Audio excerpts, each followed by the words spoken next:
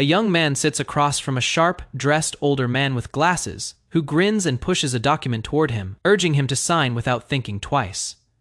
The young man stares at the pen in his hand, silent hesitation written across his face as he holds it over the paper. A woman nearby watches the two men talking and quietly wonders if the deal being discussed is actually safe.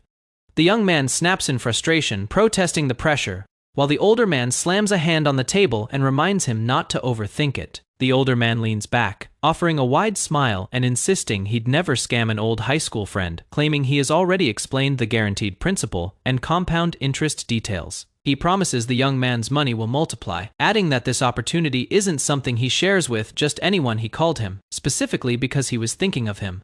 A memory surfaces. The young man recalls watching the older man take work calls at his own father's funeral and bowing to his boss there, saying it broke his heart to see him treated that way. The young man's expression tightens into a bitter smile, remembering how furious he'd felt when his father was brought up, yet he had been powerless to do anything about it. His hand moves across the signature line, hoping that the goodwill shown to him was genuine, since hope was the only thing he had left to hold onto. The older man removes his glasses, smirking coldly at having manipulated him so easily. 2 years pass. In the present day, a door creaks open into a dark, cluttered room. A young man clutches a toilet, retching violently, his body hunched over in the confined bathroom. He lifts his head, sick and exhausted, muttering that the snacks he'd finally treated himself to had just come back up. He is introduced as an ordinary 28-year-old man living in South Korea, stumbling through a messy apartment littered with bottles and papers, admitting his life falls far short of ordinary. He recalls that the man responsible for his downfall has been unreachable for a year, leaving him to barely survive, crushed under debt, with only 5 hours before his part-time job. He considers reading a little before sleep, the only hobby left in his decaying routine. He reaches for a worn black book on the shelf, the novel Dark Header, promising himself just 30 minutes. Lying on his bed, he flips through pages he has read over 100 times, the story somehow always feeling new. He calls it a small escape from a miserable life, even if only for a moment. Suddenly he freezes, eyes widening in surprise at something unexpected on the page. Strange purple, glowing black feathers drift outside the window, catching the man's attention as he sits at his desk, murmuring in confusion at the sight. He touches his face and notices blood trickling from his nose. Recognizing the feathers as those of a crow, a sudden cough forces more blood from his mouth. Catching him completely off guard, blood splatters across the pages of his book as it falls from his hands, staining the sheets beneath him. Gripping his chest, he realizes something is deeply wrong with his heart. Struggling to breathe, he collapses forward as dark purple energy begins swirling violently around the book on the floor. Blood drips from his mouth as he curses his misfortune, gasping through the pain. Sitting on his blood-stained bed, he questions whether this senseless end is truly how his life will conclude. Just as he begins to accept his fate, something stirs violently within him. In his final moment of clarity, the only image that surfaces in his mind is the face of the man who scammed him. Purple feathers scatter around his collapsed body as he admits, with regret, that there was nothing he could have done. A burst of black feathers rises into a night sky, revealing a masked figure with glowing blue eyes staring outward. Breathing heavily, he turns, startled, gripping the fabric of what looks like royal robes, wondering aloud what just happened, and whether it had all been a dream. A close-up reveals his eye has changed, gleaming an unfamiliar shade of blue as he questions where he now stands. He finds himself inside a grand chandelier-lit hall, demanding to know where exactly he is. His eyes widen with unmistakable fear as a sharp, threatening sound tears through the air behind him. Perched ominously on a branch, a massive crow-like creature glares down with piercing red eyes. Looking out through a window, he sees countless red-eyed crows perched across the bare trees beneath 3 strange-colored moons, letting out an exhausted sigh. One of the crows suddenly shrieks and dives straight toward him, sending him stumbling backward in shock. Cornered and desperate, he throws his arms up and screams for help, only to jolt awake on his bed, shaken and confused, wondering if the nightmare came from his recent lack of sleep. The crow lunges closer, its red eye burning through the dark as he begs desperately to wake up from what he prays is only a dream.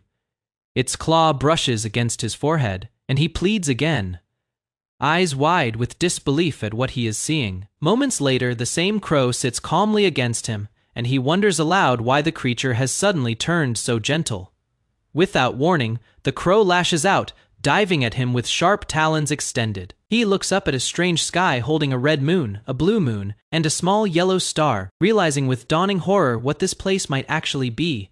His reflection stares back at him, confirming that this world is nothing like the reality he once knew. A voice inside identifies him as Prince Ran-Abaran, spoken gently by someone named Anna. Summon a request to enter his chambers and he panics, scrambling to stop the door from opening while claiming he isn't feeling well. On the other side, a startled maid steps back, caught off guard by his reaction. He lies collapsed on the floor, groaning and clutching his aching head. A servant retreats after being told to come back later, while the man realizes with alarm that the name Ran-Abaran confirms his suspicions. Still dazed, he grips his head, piecing together that this place is likely the very novel he has read countless times before. He identifies the world as that of Dark Header. Now recognizing himself as the Empire's seventh prince, Ran-Abaran horrified. He remembers this character is fated to die a miserable early death within the story, screaming in denial at the realization. Sitting alone, he wonders how this could have happened. Stunned that of all people, he woke up inside this cursed novel. A composed aide named Sign arrives, formally announcing himself before the prince. He recalls that Sign is the seventh prince's loyal aide, reacting with surprise at seeing him in person. Sane and a young maid arrive together, explaining they came personally after hearing he had skipped dinner. Sane presents a prepared meal and gently asks whether the prince is feeling any better. Steadying himself, he resolves internally to stay calm and convincingly play the role of Abaran from now on. Standing before Sane and the maid, he assures them he is feeling somewhat better, prompting quiet relief from both. Sane instructs the maid, Anna, to set the table for the prince's meal, and she quickly agrees. As Anna serves the food, he studies the trembling girl and eyes the meal with visible suspicion, unsure if it is even meant to be edible. When he reaches to pour his own tea, his sudden movement startles her further. The pitcher tips and spills across the table, catching them both off guard. Anna's expression turns to pure horror at the small accident. She scrambles backward, panicking and repeatedly apologizing for the spill. He silently wonders why she is treating such a minor mistake like a catastrophe. Watching her continued distress, he questions why she is reacting as though it were some unforgivable disaster. He realizes the reason the body he now inhabits, Ran-Abaran, has a reputation as a scumbag. Memories surface of the prince's past cruelty, a man known for destroying property, lashing out violently, and even killing servants who angered him, making him infamous as the story's worst early villain. Sane interrupts the meal politely, apologizing for the intrusion, while noting how surprising it is that the noble prince had fallen ill. He adds that he is relieved to see the prince recovering, still holding on to his polished, courteous tone. Sane then presents a budget proposal, insisting it must be signed immediately since it concerns urgent matters.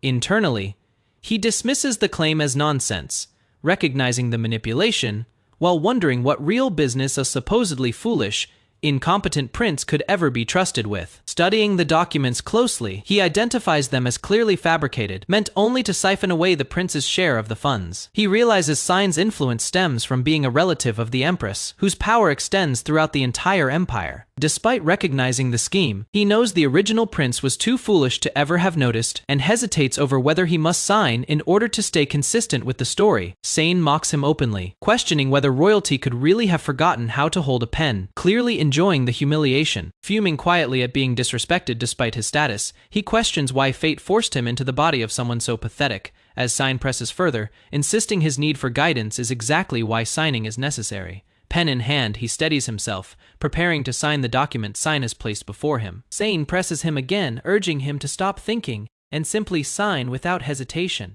The moment feels familiar, and he realizes this situation mirrors the exact scam that ruined his old life. He resolves firmly that he refuses to live that way again, letting the same trap repeat itself. Instead of signing, he questions Sign directly, pointing out that the math behind the proposal doesn't add up and calling it a clear waste of the budget. Sane reacts with surprise, admitting he hadn't expected the prince to think that far. Smirking, Sane pivots smoothly, suggesting he'll review everything again if the prince simply signs first, mentioning the meal getting cold. Sane presses once more, repeating his line about not thinking and just signing. Startled, the maid watches as something suddenly shatters and crashes to the floor. Sane's glasses lie shattered and soaked in spilled liquid, and he demands to know what happened, only for the prince to calmly claim his hand slipped. Drawing on his memorized knowledge of the novel, he reveals that Sign's connection to the empress is far too distant for her to even know he exists, shocking both Sign and the maid. Enraged, Sign lashes out and strikes him across the face. Bruised but defiant, he insists he doesn't know how he ended up here, but refuses to quietly accept the death that awaited him in the original story, twisting the blame back onto Sign for distracting him. Reflecting on his old life of being ignored and constantly losing, he declares he refuses to live that way. Again, resolving to use his knowledge of the novel and the prince's power to change his fate. Sane freezes in place, demanding to know why the prince has suddenly turned so bold. Calmly pointing at the ruined carpet, he simply states that it has gotten dirty. With cold authority, he orders Sane to clean it up himself, declaring with burning resolve that he will survive no matter what it takes. A golden light bathes an imperial hall as narration declares that the ruling family are treated as gods, their existence justified above all else. Silhouettes of golden-haired royals stand beneath the light, and the narration continues, praising their rare gifts and their radiant blonde hair as proof of divine right, a bloodline seen as untouchable and sacred. A steward with graying hair and a stern expression interrupts that praise. Adding one exception, the seventh prince is dismissed as worthless, unworthy of being counted among the golden royals. In a private study filled with scrolls and books, a black-haired young man reads a letter in silence. Around him, unseen voices mock his temperament and his dark hair, calling him a disgrace to the royal name. An older steward's face twists in anger as he rants about having wasted money and effort trying to secure a position, refusing to serve under someone he sees as beneath him, someone he considers a coward among the royals. The scene shifts to a grand room, where the black-haired prince sits calmly with a drink, while the ranting steward scrubs at the floor nearby, a young maid watching quietly from the side. The steward mutters about the humiliation of being made to clean, kneeling and wiping the floor before addressing the prince directly, reporting that the mess has been dealt with. Rising to leave, the steward's irritation boils over as he moves to storm off, knocking a cup from the table in his agitation, wine spilling across the polished floor. The prince responds by flinging something at him without warning, striking the steward and knocking him backward in shock. Coldly, the prince tells him that wasting time complaining is unacceptable and orders him to use the moment to practice more. A close shot reveals the prince's eyes have shifted to a striking red, his expression unreadable as he commands the steward to clean the mess up, then repeats the order more sharply, demanding he move faster. The steward, sweating and unsettled, remarks that the prince seems different than usual, admitting he doesn't know what to say when reporting to the empress. Walking away, the prince reflects privately irritated that a man who cannot even speak properly to the empress would dare try to threaten him. He decides he needs to make his position clear so the steward doesn't cause further trouble. Back in the room, the prince turns to a young maid and orders her to cover her ears. Startled, she stammers in confusion, unsure what he means. His tone turns darker as he warns her that what comes next isn't meant for someone like her to hear, threatening that if she listens in on even a single word, he'll have her working without the use of her fingers. Frightened, she quickly agrees. The maid clamps her hands over her ears, gritting her teeth and shutting her eyes tightly, bracing herself as the tension in the room rises. The prince stands in profile, his expression unreadable as a blurred exchange plays out around him, words too faint to make out, only the tension in his stance giving anything away. The steward's face fills the frame, sweat forming on his brow, his mouth open mid-response, replying to something said just as the exchange continues in muffled, obscured dialogue. The steward's face turns pale in an instant, his eyes wide and unfocused, as though he is staring at something lifeless, a corpse, rather than the prince standing before him. Later, outside in the palace courtyard, maids gather while washing linens, whispering among themselves about how the seventh prince has seemed different ever since that day, his behavior shifting in a way they can't quite explain. Beneath an open sky, the maids continue their conversation, admitting to each other that he has become far more frightening than before, one voicing quiet fear about whether they'll even survive to see the following year. Two maids scrub laundry near a well, quietly relieved that they haven't crossed paths with the prince recently, noting that he has been staying inside his palace instead of wandering the grounds. One maid, Anna, is startled when reminded that she is behind on her assigned cleaning duty, quickly acknowledging the mistake and rushing off to attend to her task. Inside a quiet library filled with stacked books, a passing thought notes simply that the weather outside is pleasant. The black-haired prince stands by a window holding tea, reflecting privately that mimicking the personality of the original seventh prince from the novel keeps him from drawing suspicion, though he notices the servants seem to avoid him out of fear. Walking down a dim corridor, he considers how a man named Sign no longer shows him disrespect and has kept his distance entirely since a certain incident, admitting he'd rather not have to throw another teapot at someone's head again. Sipping his tea calmly, he reasons that his relaxed attitude comes from knowing he still has time. with 1 year remaining before the original story begins and 3 years before his character is fated to die. A flashback shows a younger version of him sitting among towering stacks of books, engrossed in reading a worn novel titled Dark Header, a story he treasured so much he read it over 100 times after finding it tucked away in a local library. Back in the present, he smiles serenely with his tea, telling himself the story's true protagonist won't appear for a long while yet, so he might as well enjoy his remaining peaceful time. Gazing out at the sky, he remarks on how nice the weather is, musing that if he had wings, it might be pleasant to look down at the scenery from above. Suddenly, his expression shifts to shock as something unexpected overtakes him. His eyes wide with alarm, a teacup shatters violently, flying apart in fragments as an unknown force erupts around him. Gripping at his own body in panic, he cries out that something is happening to him all of a sudden, feeling as though he is burning from within. Struggling against the sensation, he notes that this feels different from anything he has experienced before. His entire body seemingly consumed by fire. Outside the door, Anna calls out to ask permission to enter the study for cleaning, unaware of the crisis happening within.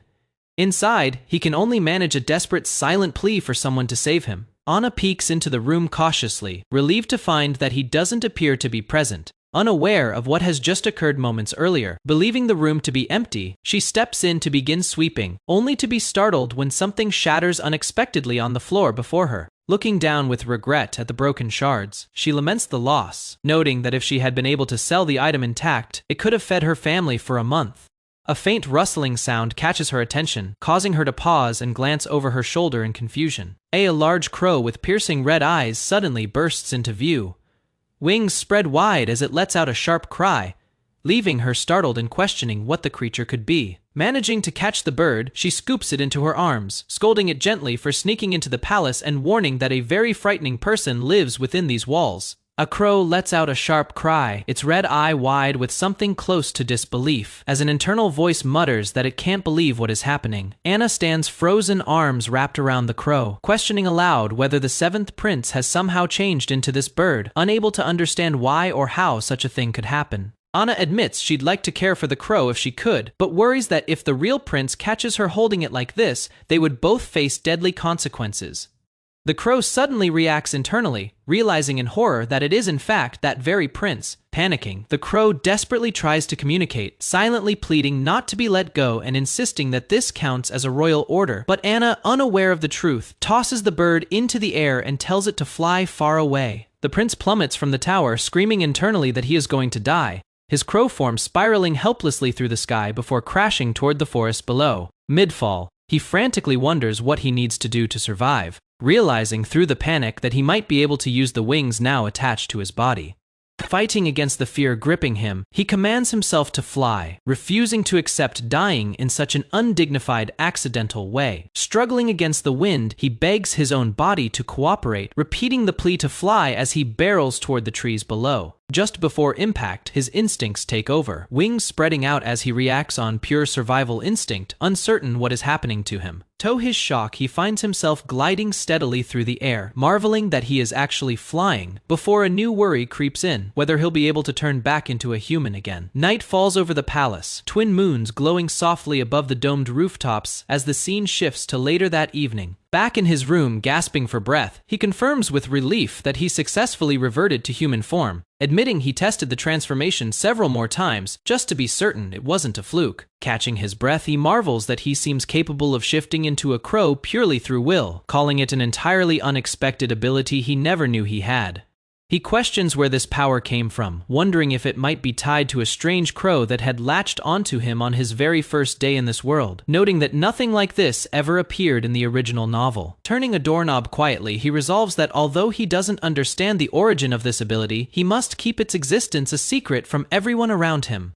Staring out a window, he considers how this unexplained power could complicate matters, since anything unaccounted for by the novel's plot has the potential to derail the story's intended progression. A servant's voice interrupts his thoughts, reminding him that the evening ritual is about to begin, and that he must prepare to attend, while he privately suspects the ability is somehow connected to a figure named Manus. Steeling himself, he acknowledges internally that the long-anticipated day has finally arrived.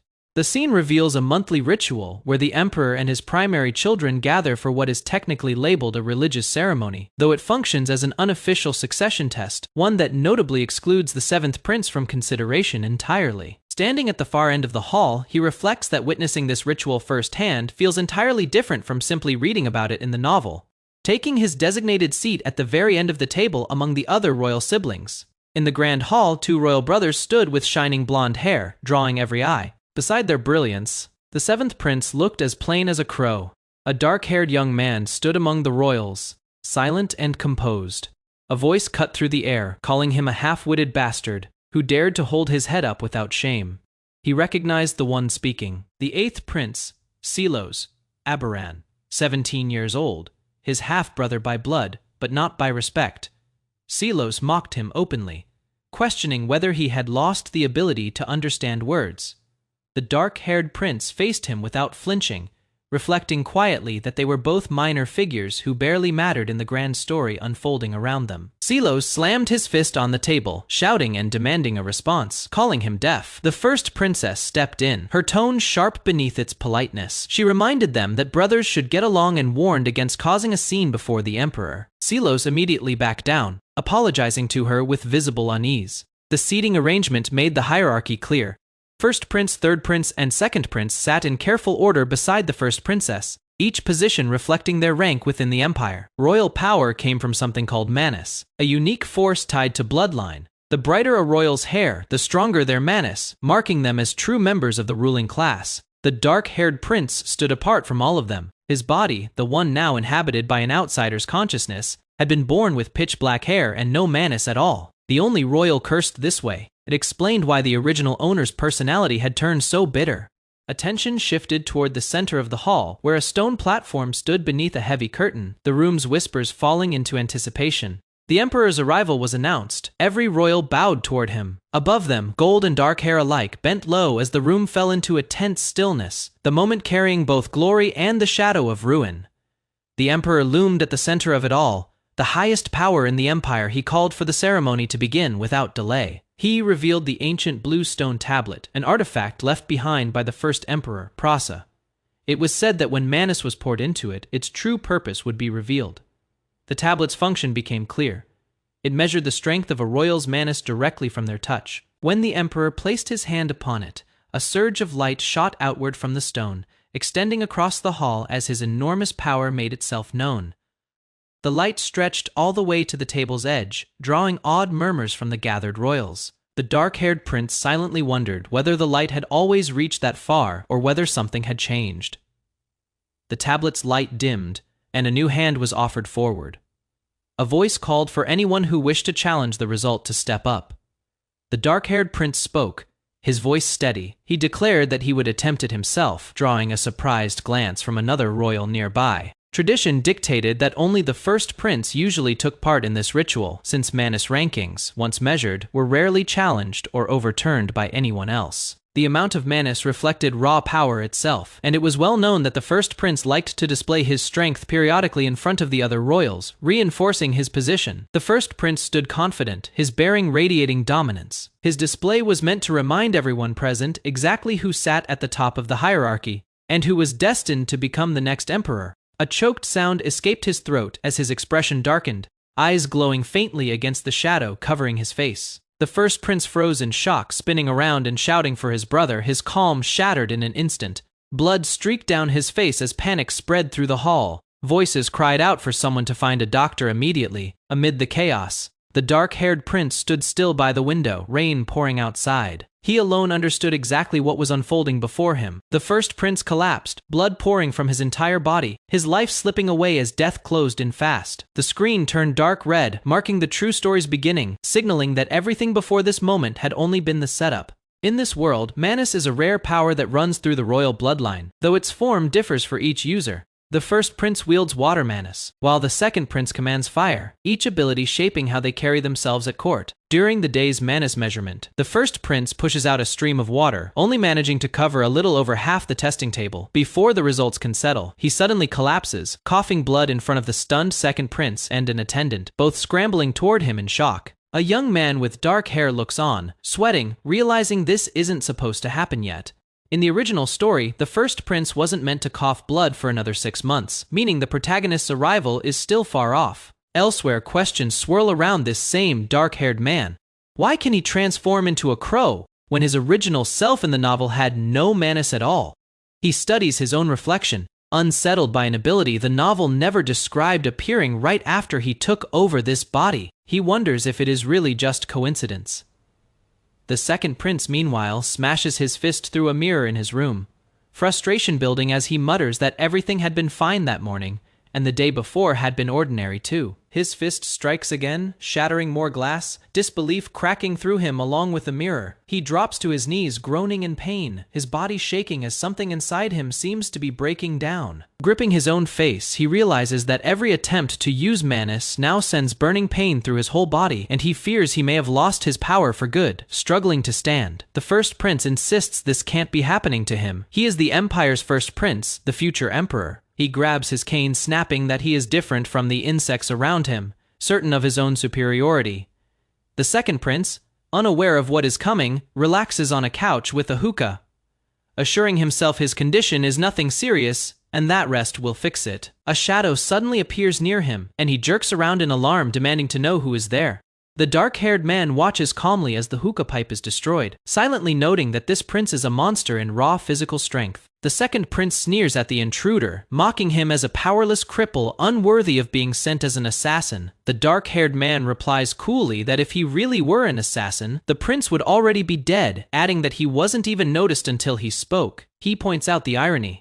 Someone like him managed to slip into the emperor, to B's own bedchamber, one of the most heavily guarded rooms in the empire, without leaving a trace. The second prince demands to know how he got in and what trick he used. The intruder simply shrugs, claiming he climbed the outer wall, a claim as calm as it is unbelievable. The second prince scoffs, refusing to believe the story of scaling the palace wall from outside. The dark-haired man presses on, asking how the second prince's body has been feeling, noting that the royal physician likely found nothing wrong, but that he himself must know his own condition better than anyone else. The second prince lets out a short scoff, brushing off the question, then bursts into loud, mocking laughter at the whole situation. The dark-haired man watches him calmly, and remarks that he now understands, adding that the prince uses his head more than he appears to. The second prince's expression turns venomous, as he accuses the man of secretly poisoning him, planning to use it as leverage so he could keep his life once the prince becomes emperor. The dark-haired man cuts him off sharply, telling him that if that was his guess, he has gotten it completely wrong, and calls him a foolish little brother. He continues coldly, warning that within a week, the prince will be begging for death, with blood pouring from his eyes and ears. Startled, the second prince lunges forward with his hand outstretched, demanding to know what he means. The dark-haired man settles back casually, insisting he hasn't used any tricks or schemes at all. He explains further that the prince's body will keep deteriorating rapidly, and that eventually he'll die bleeding from his entire body, adding that even he himself doesn't yet know who is truly behind it. He leans in, telling the prince to listen carefully to what he is about to say. He states plainly that this is the prince's last chance to save his own life. Later, flying through the rain as a crow, the man reflects with relief that the prince turned out to be just as simple-minded and cowardly as he was written in the novel. He notes that the prince didn't even bother sending a single tail to follow him after he left the palace. Sitting alone afterward, he allows himself a moment of exhaustion, thinking that for now, he'll be able to use the prince however he wants. Soaring over the rainy capital, he muses that this crow ability is surprisingly convenient, letting him travel to far more places than he expected. A thought stops him mid-flight, since he is already out here, free and unnoticed. Maybe there is more he could do with this chance. He continues gliding silently over the sleeping city below, turning the idea over in silence. Back at the palace, a servant standing before a grand door remarks that the prince hasn't eaten in 2 days, worried by the lack of any movement from his room. Startled by the fear that something terrible might have happened, another maid panics, imagining harsh punishment for failing to protect a royal, and cries out in alarm. A servant panics as a fist slams into a wooden door, shouting in alarm that the prince might be in danger. The dark-haired man steps out, annoyed by the commotion, asking what all the noise is about, as a maid stumbles forward carrying a tray.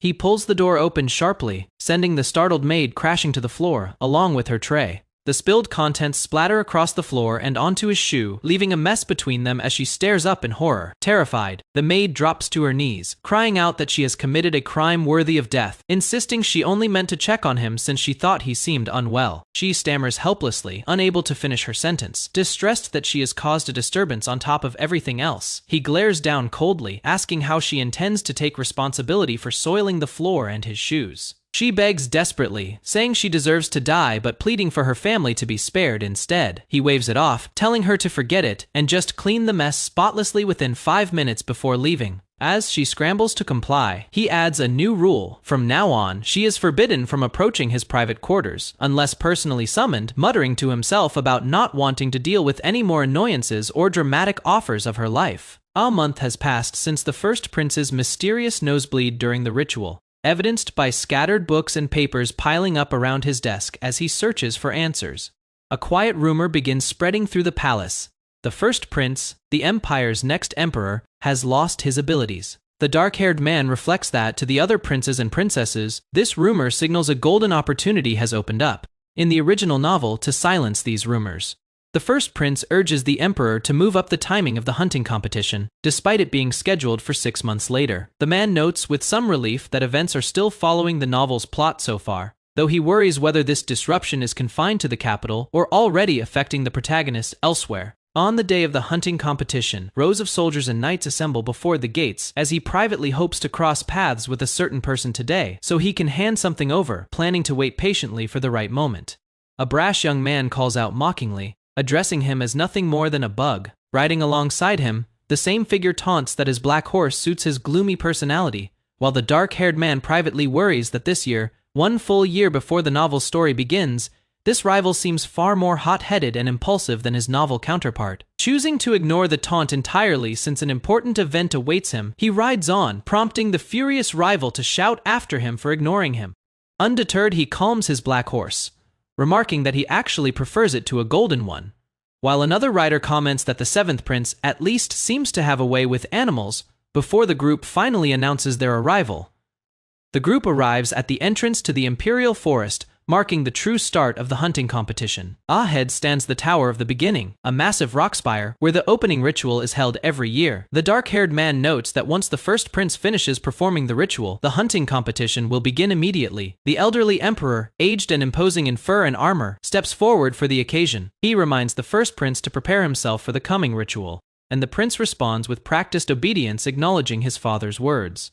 The second prince, walking beside his brother, remarks that he is glad to see him looking healthy and asks if he has decided on his wish yet, catching the first prince off guard as he questions what wish he means. The second prince clarifies that it is the wish granted to whoever wins the hunting competition, adding smugly that the first prince is obviously going to be today's winner.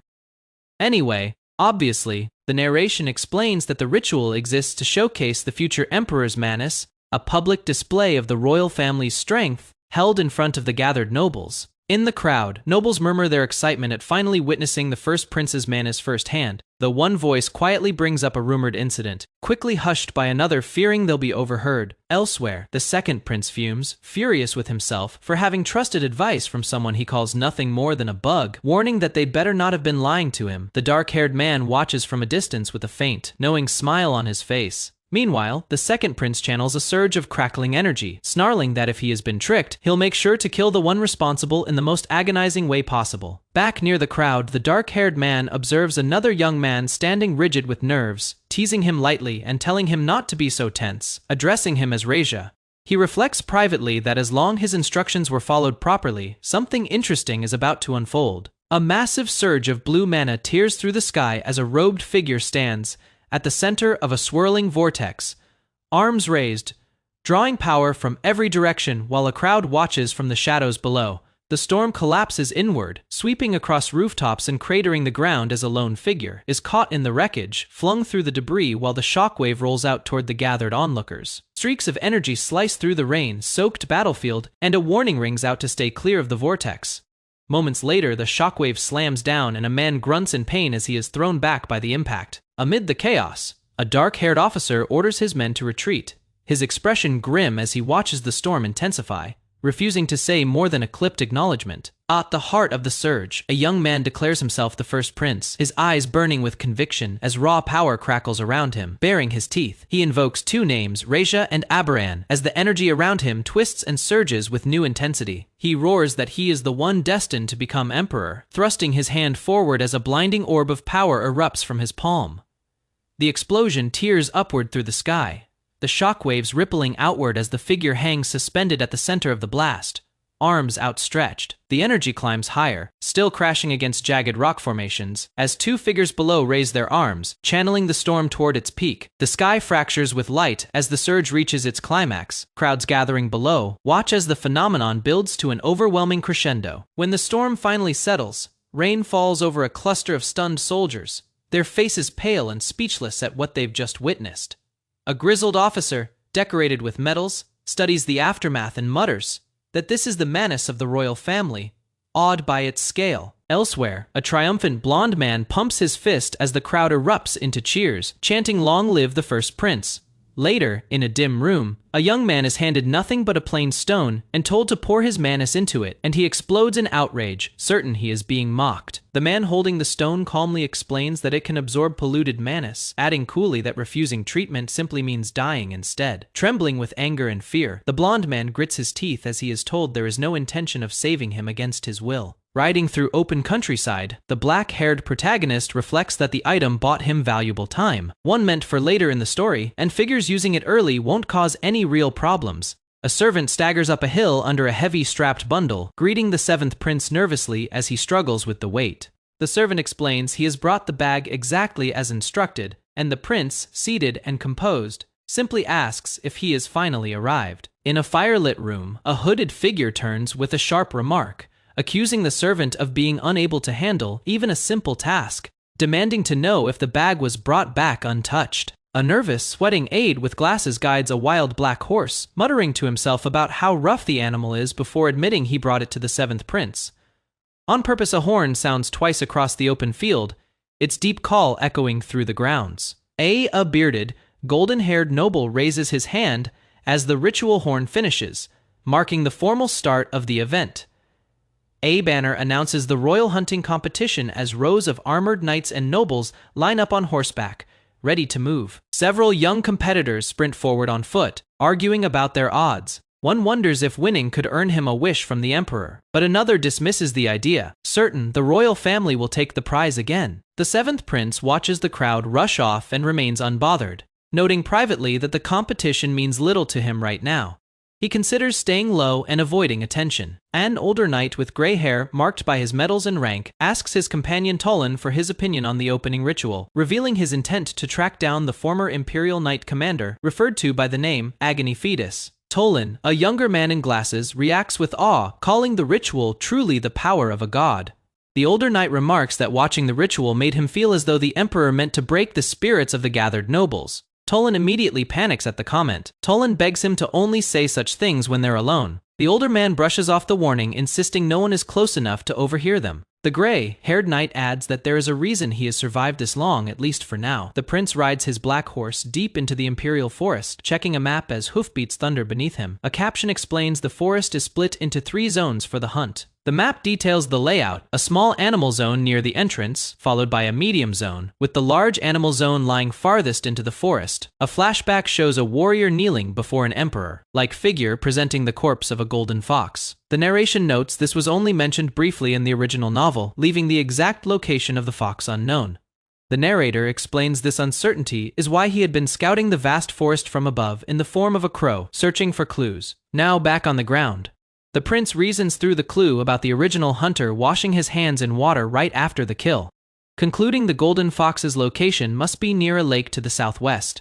Riding hard through the trees, he decides to get ahead of a rival and wait for the right moment to strike, remarking that his horse sometimes seems to understand exactly what he is saying. Elsewhere, a young knight named Sign is relieved he managed to bring the required bag in time, thinking he worried for nothing and hoping to properly deliver it to Duke Agony Fetus. Suddenly, arrows streak past the horse's head as the rider ducks in alarm, the animal recoiling under the surprise attack. A heavy boot slams down onto the grass as a startled voice cries out, demanding to know what is happening, closing the sequence on the sudden ambush. The prince's black horse suddenly halts mid-ride, ears twitching. He asks if it is stopping because it is sick. He tries again, wondering aloud if the horse has spotted a beast nearby. A young man's eye narrows in dawning dread, muttering, "Don't tell me," as he senses what is coming. Riding alone through the trees, the prince questions whether the bag strapped to his horse is simply too heavy for it to carry. The horse plants its feet and refuses to move. The prince snaps at it, pointing out that other horses pull entire wagons, while this one struggles with just a bag and a rider. Gritting his teeth in frustration, he threatens to tell the stable master to starve the horse if it keeps acting so stubborn. A dark shape crashes down into the grass with a burst of leaves and dust hoofbeats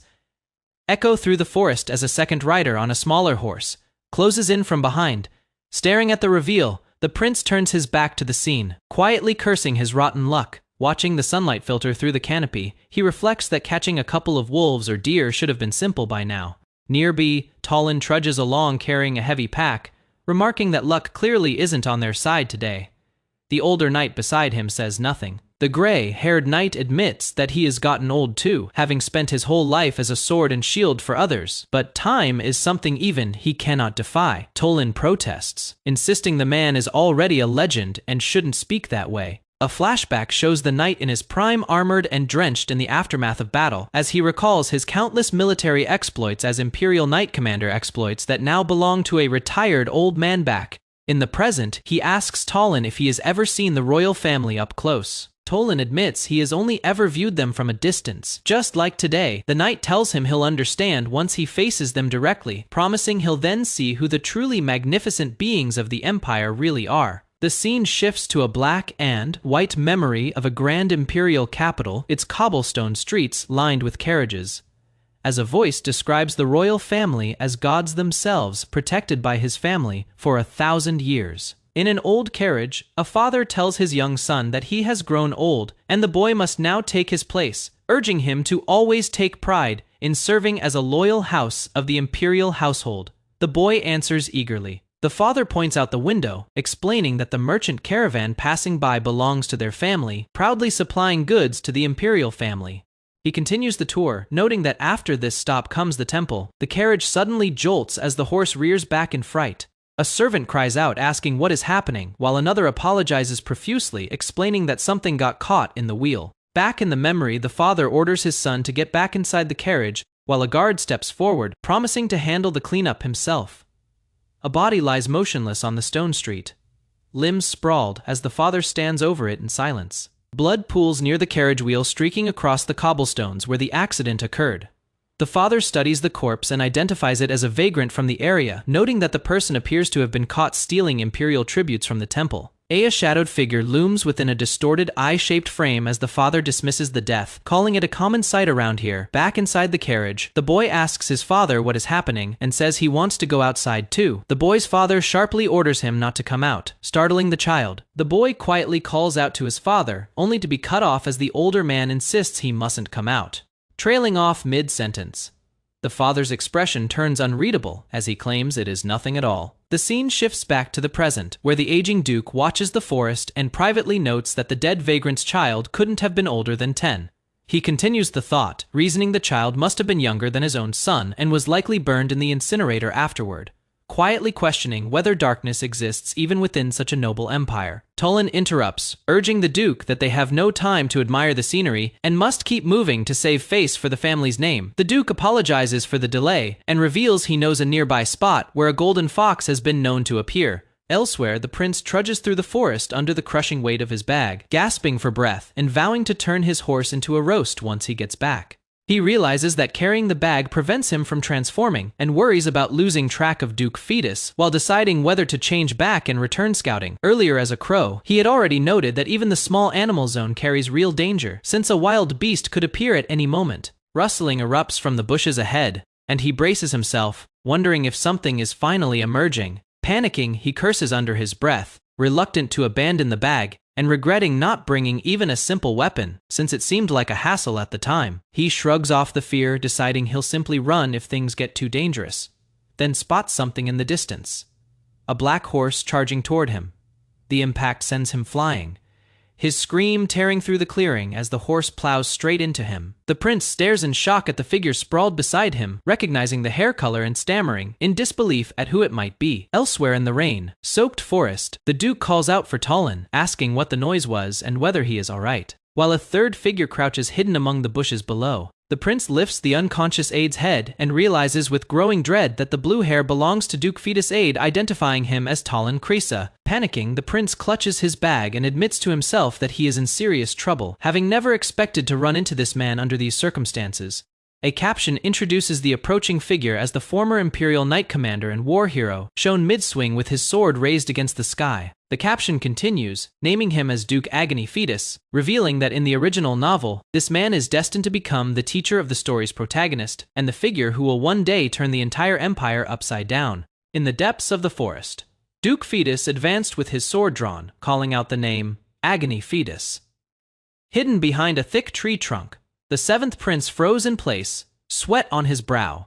Realizing he could not afford to be seen by the Duke here, the prince recalled his plan. He had intended to wait near the golden fox's habitat, holding the dead fox as bait. When Duke Fetus arrived, the prince would accuse him of trying to steal a royal's hunting prize. From there, the prince planned to hand down an unreasonable punishment, forcing the Duke's aide, Tolan, to carry a heavy sack of stones throughout the competition. In his mind, that alone should have settled the matter cleanly, but the plan collapsed. Rain poured down as the prince clutched his chest, panicking, admitting to himself that everything had spiraled far beyond his control. Elsewhere, Duke Fetus knelt over a heavy stone lying in the grass, studying it closely. He noted its unusual weight and suspected it had been thrown deliberately. Standing among the trees, the Duke considered the possibility that the stone had not been meant for Talon alone. He wondered aloud whether an assassin had been targeting him directly. Nearby, Talon lay sprawled on the ground, injured and disoriented, weakly calling out for the Duke. The Duke rushed to his side, urging Talon to regain consciousness and share anything he could remember about the attack. Watching from hiding, the prince reflected on the weight of the situation. The Fetus family had guarded the royal bloodline for over 1,000 years and stood as the most powerful house in the empire. He was already regarded as the least capable of the princes, and he understood that if word spread he had attacked Duke Fetus, his position would become unsalvageable. Talon, still dazed on the ground, struggled to piece together fragments of what he had witnessed. The prince's panic deepened. Rain streaked down his face as his thoughts spiraled, repeating the same desperate question of what he should do next. A wound was visible on Talon's neck, the injury more serious than it first appeared. He apologized to the Duke, explaining that the attack had happened too suddenly for him to react. The Duke accepted the explanation for the moment, telling Talon to speak up if any details came back to him. As he turned, his expression sharpened with suspicion. A close, hardened look crossed the Duke's face, his eyes narrowing as if sensing something was being concealed nearby. Seizing the opening, the prince bolted from his hiding place, gritting his teeth and telling himself this was his only chance to escape. Duke Fetus reacted instantly, sword in hand, ordering Talon to wait as he took off in pursuit, vowing to catch the attacker himself. The prince ran without pause, his stamina draining fast, cursing the added burden of the heavy bag strapped to his back as he fled through the trees. Slowing for a breath, he questioned whether he had finally put enough distance between them, convincing himself that outrunning an old man should be simple. That confidence shattered the instant Duke Fetus appeared right behind him, blade raised, moving with a speed that defied his age. The prince realized, with dread, that the Duke had never truly retired. Cornered, the Duke demanded answers, questioning whether the prince was an anti-imperialist or a member of some hidden cult. The prince refused to disclose himself, warning that no one could escape Agony Fetus. Sprinting further into the rain-soaked path, the prince understood that capture was closing in fast. Still sprinting through the forest, the prince questioned whether he had any option left besides ditching the heavy bag and transforming into a crow to escape faster. He cursed his luck, wishing he still had the black horse that had abandoned him earlier. He decided against transformation for a moment, choosing instead to keep running on foot as fast as his legs allowed. His shape blurred mid-motion, dark feathers replacing his outline as he pushed himself to move faster than before. The transformation completed in a burst of motion, his human form giving way entirely to something faster and lighter. Behind him, Duke Fetus noticed the sudden shift, confused that his target had somehow gained speed and changed shape right before his eyes. The Duke pressed forward regardless, blaming his aging eyesight for the strange sight, refusing to let frustration slow his pursuit. After tearing through the underbrush and snapping fallen branches in his path, the Duke finally stopped in an open field, breathing hard, uncertain if he had lost his target for good. In the sky above, the prince felt his body grow strangely light, wondering if he had turned into a crow again, though the sensation of running never fully left him. The rhythmic sound of hooves striking the ground echoed nearby, and he wondered if the same black horse from before had returned. A reflection of sky and trees shimmered in a wide, alert eye, and the prince began to suspect something else was happening to him. He looked down to see he had become the horse itself, rearing on its hind legs, and could only think that the whole situation had turned absurd. Footsteps approached through the dark brush, and two figures in white royal uniforms arrived. One of them marveled aloud, asking his companion if he had truly caught such a creature himself.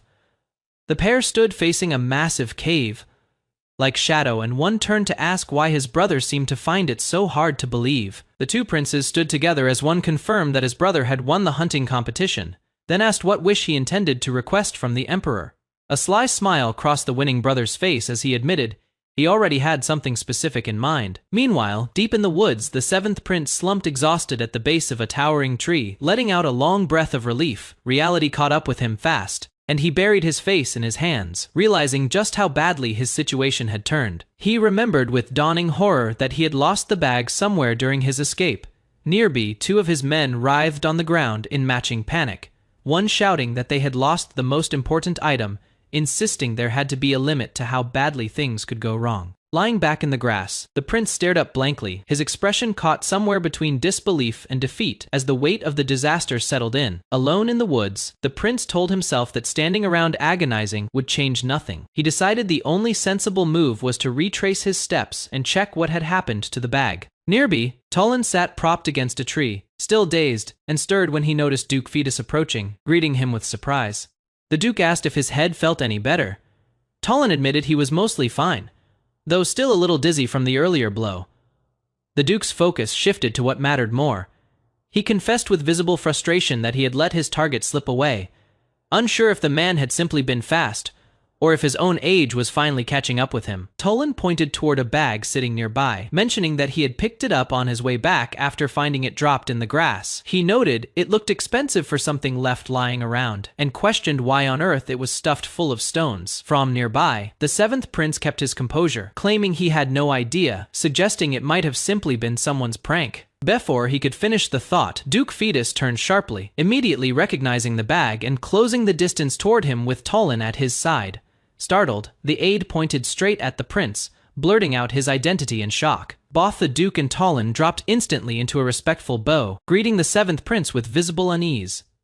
Recovering first, the Duke asked cautiously whether the bag belonged to him. The prince answered simply that he had been wondering where it disappeared to. Tolan's suspicion sharpened. He asked pointedly why his own item was found near the bag, demanding to know if the prince had stolen it from him. The Duke stepped in with mild offense, calling the accusation absurd, insisting he had merely come across the bag by chance while walking through the grass. The prince pressed further, remarking that anyone accused of theft would say the same thing, since no one wanted to lose a hand over it.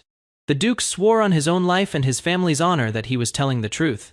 The prince then turned his attention elsewhere, asking why the Duke's aide was bleeding. The Duke explained it was from a short while earlier, describing it only as a sudden accident. Tolan stayed silent, sweat on his brow, clearly holding back whatever he actually remembered. A tense shadow loomed as the scene flashed back to the chaos of the chase, sword drawn mid-motion against the dark shape that had been pursued through the trees. Back in the present, the aide hesitated before speaking up again, addressing the prince directly with growing suspicion in his voice. The prince cut him off sharply, declaring it unacceptable for someone of lesser status to interrupt a conversation between royals, calling him a poorly educated brat for the attempt. Turning back to the Duke, the prince suggested that if Tolan's outburst was due to his head injury still not healing, perhaps the Duke should lend him a sword so he could settle the matter himself. Tolan froze, gripped roughly by the hair, sweat pouring down his face as the threat hung in the air. Tolan's eye trembled as he tried to speak, addressing the prince but unable to finish his sentence, sweat and fear plain on his face. Duke Fetus cut in first, bowing before the prince, and admitting his aide had made a serious mistake. He offered to discipline Tolan harshly himself if the prince would show mercy, and the prince accepted, praising the Duke's loyalty as admirable. The scene shifted to Tolan lying beaten on stone flooring, motionless, while a voice above him remarked coldly that this was truly exemplary, calling him an imperial dog who would not even flinch while his own aide suffered near death. Duke Fetus knelt before that same figure, hearing the chilling promise that his son would also grow up to be a loyal dog, just like him. Back in the forest, the prince gripped the bag tightly, telling the Duke that meeting like this was fate, and that he would trust him with it for the day. His expression darkened as he warned that the item inside was extremely important, instructing the Duke that even in death, he must not let it leave his body. He pressed further, demanding to know if the Duke understood the weight of that order. The Duke lowered his head, swearing to humbly obey the prince's glorious command. With the exchange settled, the prince cheerfully excused himself, wishing the Duke a fun time hunting, relieved that his body suddenly felt lighter now that the burden was gone. Walking off alone, he privately admitted his performance had been terrible, but told himself he needed to plant at least that much of a seed, feeling sorry for Tolan all the same. Elsewhere, Tolan apologized to the Duke for causing him trouble, and the Duke brushed it off, telling him to be grateful his limbs were still intact before suggesting they head back to rest for the day. Tolan suddenly spoke up again, telling the Duke he had remembered something about the person who had thrown the stone at him. He revealed it had been the seventh prince. The Duke stopped him immediately, admitting he hadn't realized it himself until seeing the prince in person, and told Tolan firmly that nothing more needed to be said. A narrator's voice explained that in the original novel, Duke Fetus would eventually cause a devastating incident during next year's hunting competition, driven by the death of his son within that year. The prince, reflecting on this, admitted he needed a strong enough stimulus to force that same incident to occur during the current competition instead. Elsewhere, one of the golden-haired princes announced his wish to the emperor would be developing the land around the temple. His brother sneered instead, declaring he would clear out the vagrants he saw as parasites infesting the imperial capital. The narrator's voice returned, addressing Duke Fetus directly, stating that his future was already set. The Duke's fate was declared. He would rebel against the royal family because that was determined to be his destiny. A sudden light cuts across the darkening sky above the forest, streaking down into the trees as dusk settles over the land. Ran crouches low behind the bushes, glancing around cautiously, relieved that he checked the sky more than 10 times before coming down, confident there were no witnesses to see him land. Walking past a camp of tents, his thoughts turn bitter. He thinks about what he did to Fetus and Tolan, feeling as though the events twisted him into someone he never meant to be. He accepts it grimly, reminding himself of the villain role he now carries. His memory shifts back to right after a competition had ended, where he crosses paths with someone unexpected in the open field. A woman recognizes him, first greeting him warmly, and remarking how unusual it is to see him walking alone through the forest like this. He is caught off guard, realizing she is the first princess, someone he never expected to run into in a place like this. He offers her a proper greeting, but she brushes off the formality, reminding him they are siblings who share the same imperial blood, and don't need such stiffness between them. She asks him plainly where he left the horse he rode out on since he has returned without it. He fumbles for an answer, claiming he only wanted fresh air and left the horse back at the quarters. She tells him she doesn't understand his explanation. Her tone sharpens as she asks why he would lie to his own flesh and blood. Startled, he asks what she means by that. She explains that while strolling through the western forest that day, she came across a masterless black horse, an unfamiliar color, and when she asked her servant about it, she was told it belonged to him. Her expression darkens as she reveals she personally ordered that black horse killed, stating that livestock which fails to obey royalty deserves to die. Alarmed, he immediately kneels and apologizes, explaining that embarrassment over losing the horse made him twist the truth without thinking. She tells him to raise his head, saying his posture makes it look as though she is punishing her own brother. She adds that she is simply relieved he made it back safely on his own, offering him another horse anytime he needs one. Once she is gone, he reflects that the first princess is a difficult person to read, since it is nearly impossible to tell what she is really thinking. She, meanwhile, wonders privately why he left so quietly, questioning whether the ability she assumes he has simply doesn't work on her. Later, beneath a night sky near the tents, he starts to explain himself, insisting it wasn't what it seemed. The man across from him interrupts with his own theory instead, that he was chasing a beast, tripped over a rock, fell, and struck his head on another rock entirely. A duke sits with his aide, remarking that he has witnessed every kind of injury at the royal hunting competitions over the years, but never one caused by nothing more than a couple of rocks. The aide, bandaged and pale, listens as the duke asks how long recovery will take. The Duke warns that despite appearances, the injury is serious and demands at least a week of strict bed rest. The aide panics, protesting that a week means missing the entire competition, insisting his duty as an aide requires him to stay by the Duke's side no matter what. The Duke cuts him off gently, telling him recovery comes first and that he should rest until the closing ceremony. He assures the aide that he and Jack will manage the rest of the hunting competition without him. Reluctantly convinced, the aide agrees to do his absolute best to rest, promising to honor the Duke's wishes. Alone with the Duke afterward, the aide points out that in all his years of service, this is the first time he has ever been given a day off, joking that his real dream has always been to eat and play, if only he had the money for it. The Duke laughs, declaring he'll win the competition just for the sake of that dream, promising to reward him afterward with development rights to a gold mine. That night, a candle flickers on a wooden table as the aide sleeps restlessly, jolting awake with a gasp. His hand raised as if bracing against something unseen, Summonon speaks close to his ear, holding a small wrapped object near his face, as he cries out in shock. Elsewhere, someone reflects coldly, calling the aide's devotion truly exemplary, mocking him as an imperial dog who doesn't even flinch when facing mortal danger. In the darkness, a grieving man covers his face, weeping as he murmurs that his son will grow up to be a loyal dog as well, just like his father before him. The Duke lies awake at night, unable to sleep, deciding that maybe stepping outside for fresh air will help clear his mind. His expression tightens as memory pulls him elsewhere, toward a heavy stone-covered pack sitting beside a young boy standing in the dark. The pack rattles as father and son walk together through the night forest beneath a red moon, the father telling the boy there is something important he wants to show him at the temple. Inside the temple, the father recounts an old legend of a time long ago when the world was consumed by chaos and turmoil before a being of salvation descended from the heavens.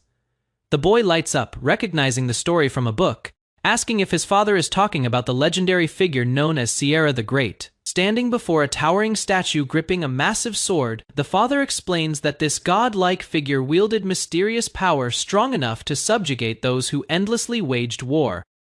He continues, revealing that this very figure united the empire over 1,000 years ago and named it Aberan, becoming the founder of the imperial family they now serve. Turning to his son with pride, the father calls him his treasure, addressing him warmly by name Flynn. He asks his son to follow in his footsteps one day, to grow into a proud sword serving the imperial family as sunlight breaks over the mountains behind him. The Duke walks on with the stone-filled pack still strapped to his back, wondering under his breath why he is still carrying such heavy weight. His face tightens as he questions himself further, wondering whether it is out of loyalty that he keeps carrying it, or something else entirely. A distant horn cuts through the sky, and he freezes, recognizing the sound, and asking aloud if this could really be what he thinks it is. Soldiers gather in shock, murmuring in disbelief that so many beasts were slain in a single night, questioning how one person could have accomplished all of it.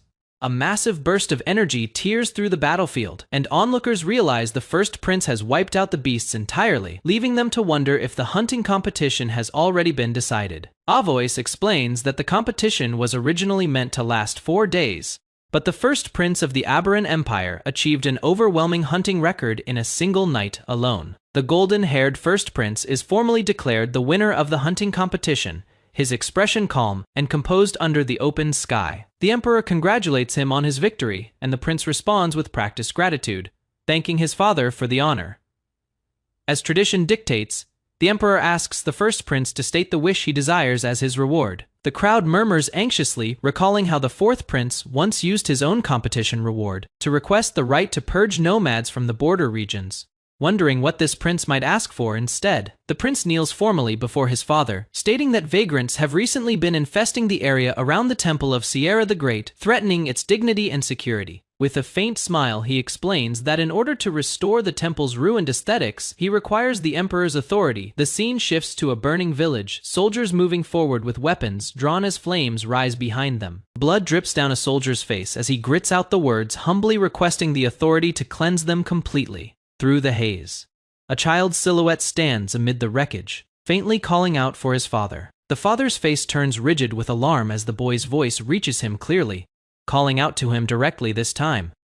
His hands grip his weapon tightly as troubled thoughts surface, recognizing himself as a loyal imperial dog, yet hesitating over the fate of that particular child. He moves forward through the chaos of the burning village, his soldiers following close behind as the surroundings blur into motion. His expression hardens with regret, as he apologizes quietly to his son Flynn, weapon still raised in his grip. Time shifts again, and someone stirs weakly, murmuring broken words before finally managing a clear voice greeting the figure standing over them with a simple, tired address. "Hey you!" A soldier stumbles, trying to greet Ran properly and ends up sprawled on the ground mid-sentence. Ran tells him calmly to move slowly, warning that the blood rushing to his head will make him dizzy. Struggling to rise, the aide rattles off advice to himself between winces, muttering about antibiotics and olive leaves before catching himself and asking Ran what actually brings him here. Ran hesitates before answering directly, then presses the aide with his own question, asking if he even realizes what situation the Duke is currently in, since the closing ceremony should have already started.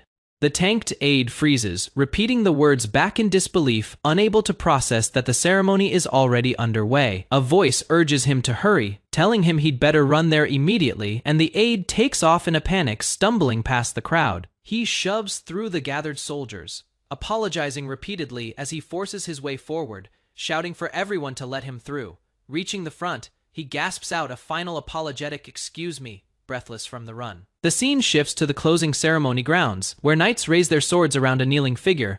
A voice calls out uncertainly, recognizing the kneeling man as the Duke. Fetus looks on in stunned anger, demanding to know what is happening to Duke Fetus, unable to make sense of the scene unfolding before him. Kneeling before the Emperor, the Duke declares that his family has served Sierra the Great since the very beginning, protecting the imperial line from the closest vantage point for over 1,000 years. The first prince cuts in coldly, remarking that the Fetus family seems better suited for the lowly task of dealing with vagrants around the temple than for any higher purpose. The Duke, unshaken, repeats his formal request before the Emperor, identifying himself plainly as Agony Fetus. The Emperor responds, acknowledging the loyalty the Duke has devoted his entire life to and agrees to grant his request. But he adds, almost amused, that it is comical how such great loyalty could lead the Duke to stand against the will of royalty itself. Blue energy erupts violently as the first prince unleashes his power, mocking the idea that he would ever show mercy.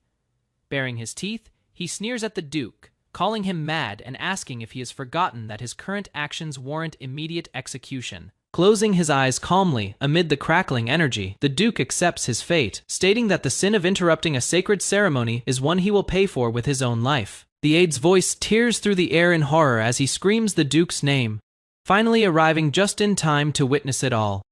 Elsewhere, Ran watches quietly among the gathered crowd, thinking to himself that it is finally starting, wishing someone he once knew could be watching from a distance as well. Later, beside a winding river cutting through green hills, a hooded figure crouches alone at the water's edge, gripping a bottle loosely, lost in silence beneath the open sky. Water ripples faintly against the hooded figure crouched by the riverbank, a small sound stirring beneath the quiet, catching his attention. He lifts his head slightly beneath the hood, startled, asking aloud what this strange presence could be as glowing water twists around him. The current surges upward violently, swirling into the sky above the hills as a voice presses him, asking if he can clearly see the execution ceremony of Agony Fetus unfolding, and whether he recognizes the might of the royalty he will soon have to face. The hood falls back just enough to reveal sharp, focused eyes as the moment settles into place, the true protagonist of the novel Dark Header, known simply as Radel. The former Imperial Knight Commander stood before his men, sword raised high against a burning sky. He was the head of the Fetus family, a lineage that had guarded the royal bloodline for 1,000 years, and a soldier who had bled for the Empire across 30 years of war. Lightning coiled around his kneeling frame as chains of energy tore through the air.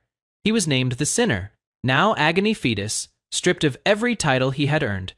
Raja Aberan, the first prince of the Empire, stood over him with a hand crackling with power. He declared the sentence aloud and moved to carry out a summary execution on the spot.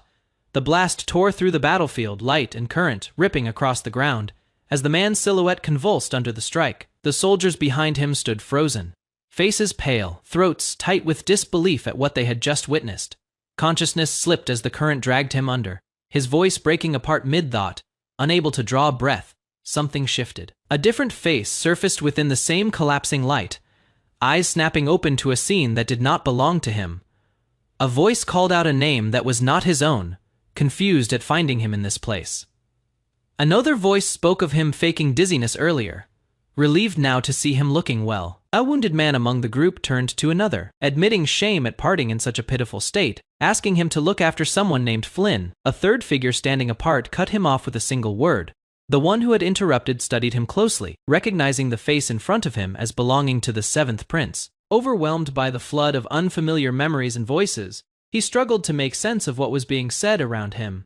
Through gritted teeth, he forced out a denial, refusing the fate closing in on him, insisting he could not die yet. Raising a hand crackling with restrained current, the same commanding figure prepared to act again, expression unreadable.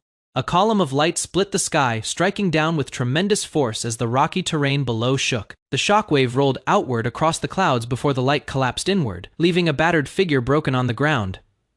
Another man watched from below, arm outstretched, golden hair catching the light as the aftermath settled around him. A young boy with round glasses was gripped by unfamiliar hands, his face caught between shock and desperate urgency.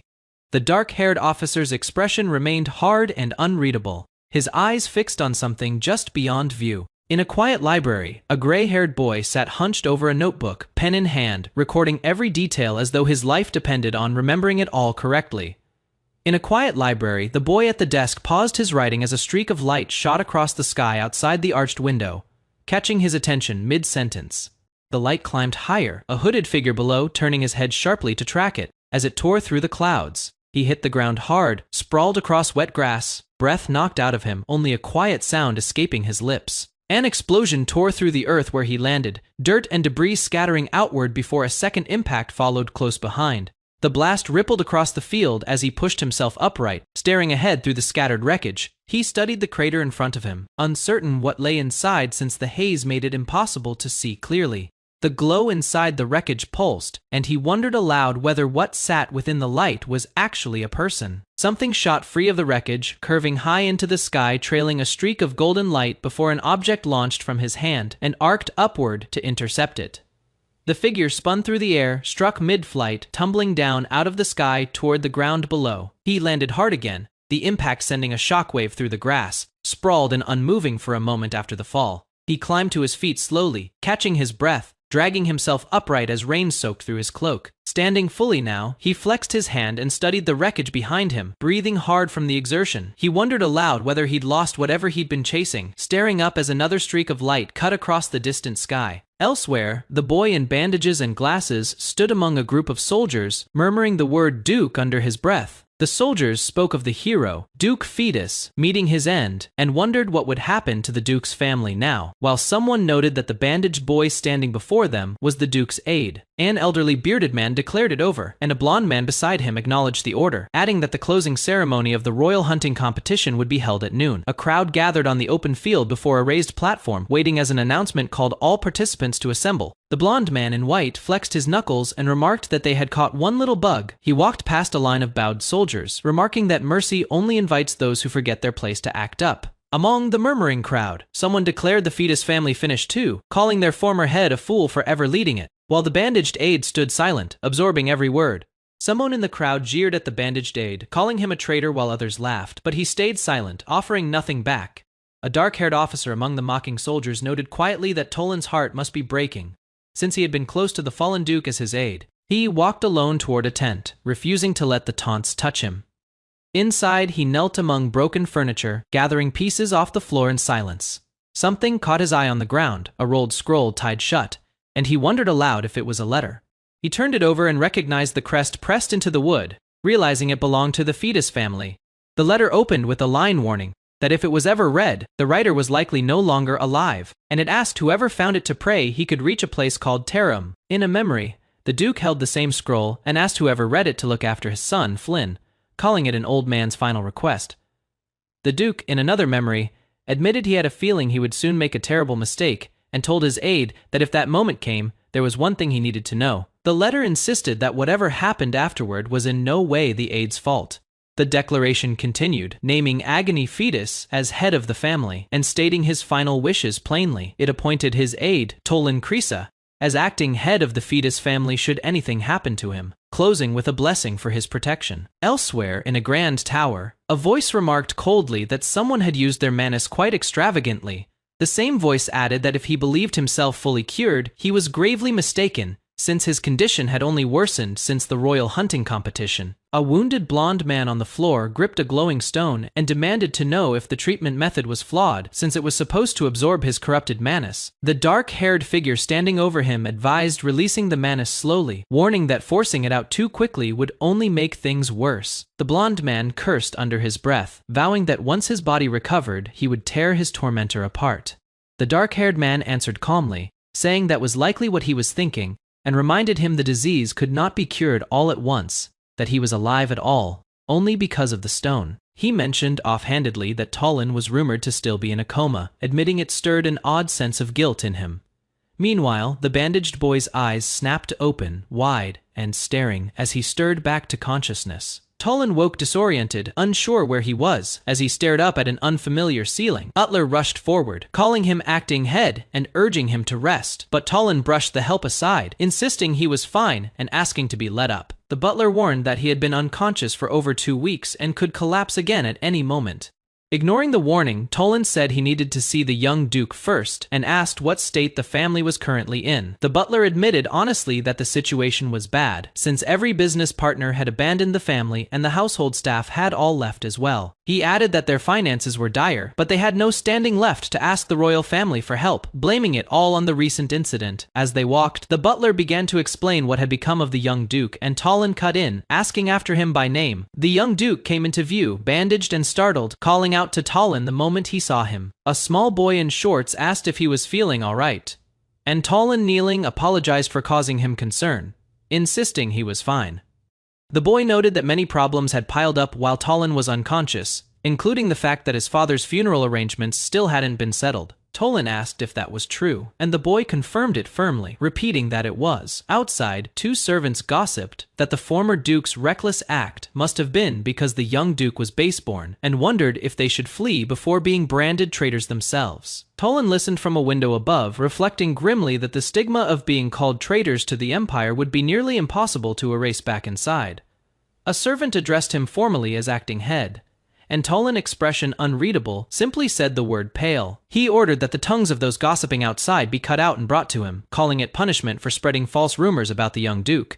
The servant stammered in shock, questioning the order aloud. Talon asked coldly if he needed to repeat himself. The servant lowered his head and agreed to obey the command. Talon then declared there would be no funeral held at all, startling the young duke, who called his name in confusion.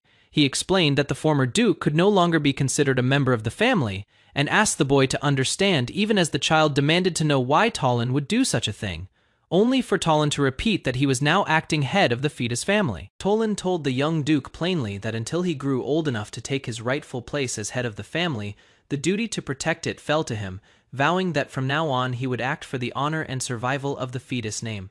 He took off his cracked glasses, holding them up against the sunlit sky, saying only that he would use them. He finished the thought coldly, declaring he would use any means necessary to see it through. Inside a grand imperial chamber, a curse erupts. A cry of frustration rings out as a body is sent flying, crashing through a window in an explosion of light and debris. The destruction continues in a violent burst, shouts of rage repeating as the room is torn apart by an unstoppable force blasting through it. A tall, blonde-haired man stands alone in the wreckage, breathing hard, his back to the shattered window as rain pours outside. The room behind him lies in ruins. Elsewhere, a maid reacts in alarm outside a set of heavy doors, startled and confused about her situation, unsure why she has ended up stuck there. The blonde man, muscular and menacing, snarls a threat about tearing someone apart. His fist clenches hard enough to crack the surface beneath it. Then his expression shifts, recalling something he needs to handle the next day. He gives an order to spread word that he is heading into the imperial forest, but privately intends not to actually go there himself. A dark-haired young man questions why he'd be asked to do something so absurd, explaining he has his own reasons for being there. The dark-haired man refuses to simply go in himself, revealing his real motive. If the blonde man announces he is the one entering the forest, no one else will be allowed inside. The blonde man grows suspicious, demanding to know what scheme is being cooked up and what the other intends to do alone in there. The dark-haired man, smiling faintly, claims it is simply for treatment and tells the blonde man to wait quietly in the room.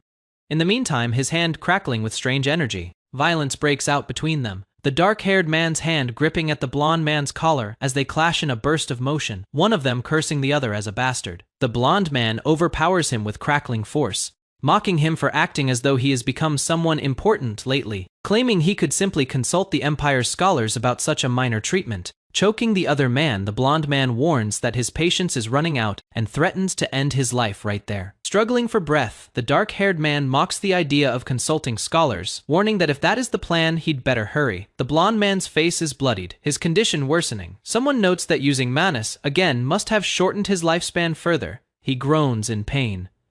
A spray of blood staining the floor tiles beneath him, struggling to stay upright. In pain, he is warned that if he stops the treatment now, he won't be able to move properly for a week. The dark-haired man leans in, grinning, asking if he isn't curious how the imperial family would react once word spreads that the Empire's first prince has collapsed. Kneeling and coughing blood onto the floor, the blonde man is asked whether the family would try to save him or respond in some other way entirely. Barely holding himself up, he is told plainly, if the treatment fails, someone else will take the throne as the next emperor. Furious and humiliated, he spits out a curse, calling the other man a worm. Bloodshot eyes glare from the darkness. A voice snarls that the man still doesn't understand, warning him to use his head if he doesn't want to die. The blonde man wipes blood from his mouth, eyes glowing faintly, admitting he tolerates the other man only because they share the same blood. Though his patience runs thin, he orders that no one be assigned to monitor him, boasting that vanishing without a trace is one of his specialties. The dark-haired man reappears at a doorway, telling him that since the treatment has failed every time, it might be time to give up, since repeating it only exhausts them both and delays things further. The blonde man demands to know his true goal, why he keeps doing this to him. The dark-haired man hesitates before answering. He finally admits his goal, if he had to name one, is simply survival. The scene shifts to an open sky above a forest, a hawk gliding through the wind carrying something in its talons. The hawk soars higher, cutting across the treetops toward the light. Feathers and motion blur fill the sky as the bird streaks through the clouds. Back on the ground, a boot presses into the grass. The dark-haired man notes with satisfaction that he has searched the forest 3 times and confirmed there isn't a single person around. Standing alone in the greenery, he explains that he cleared the entire forest out on purpose, even risking the first prince's anger, because today he plans to experiment with his ability. He watches a horse rear up nearby, realizing after his last experience that he may be able to transform into other kinds of animals, and that a wider variety could make his ability far more useful than he first assumed. Leaning against a tree, he reasons that to figure this out, he needs to understand his ability precisely, since he needs to know its limits before relying on it. He digs through his bag, thinking that the fastest thing to determine is the exact condition required to transform into any given animal.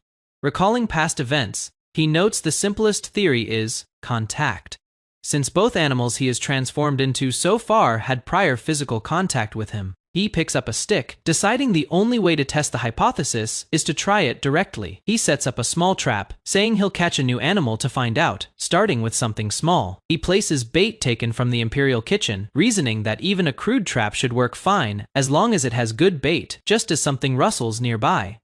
Small creature stirs in the branches above. He looks up, spotting only a squirrel scurrying near the trap.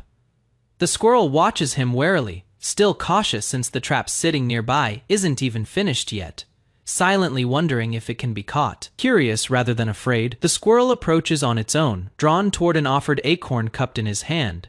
He scoops the squirrel up, lightly scolding it for being careless enough to approach a stranger so easily, warning it about what could happen if a bad person caught it like that. Setting it down, he notes to himself that he has succeeded in making contact and turns his attention to what comes next. He reaches down toward the small creature, resolving to give the transformation a try. Light bursts around him as he calls out the change, his body glowing as the transformation takes hold. A silent beat passes as he stands there afterward, seemingly unchanged, the transformation apparently not taking effect this time.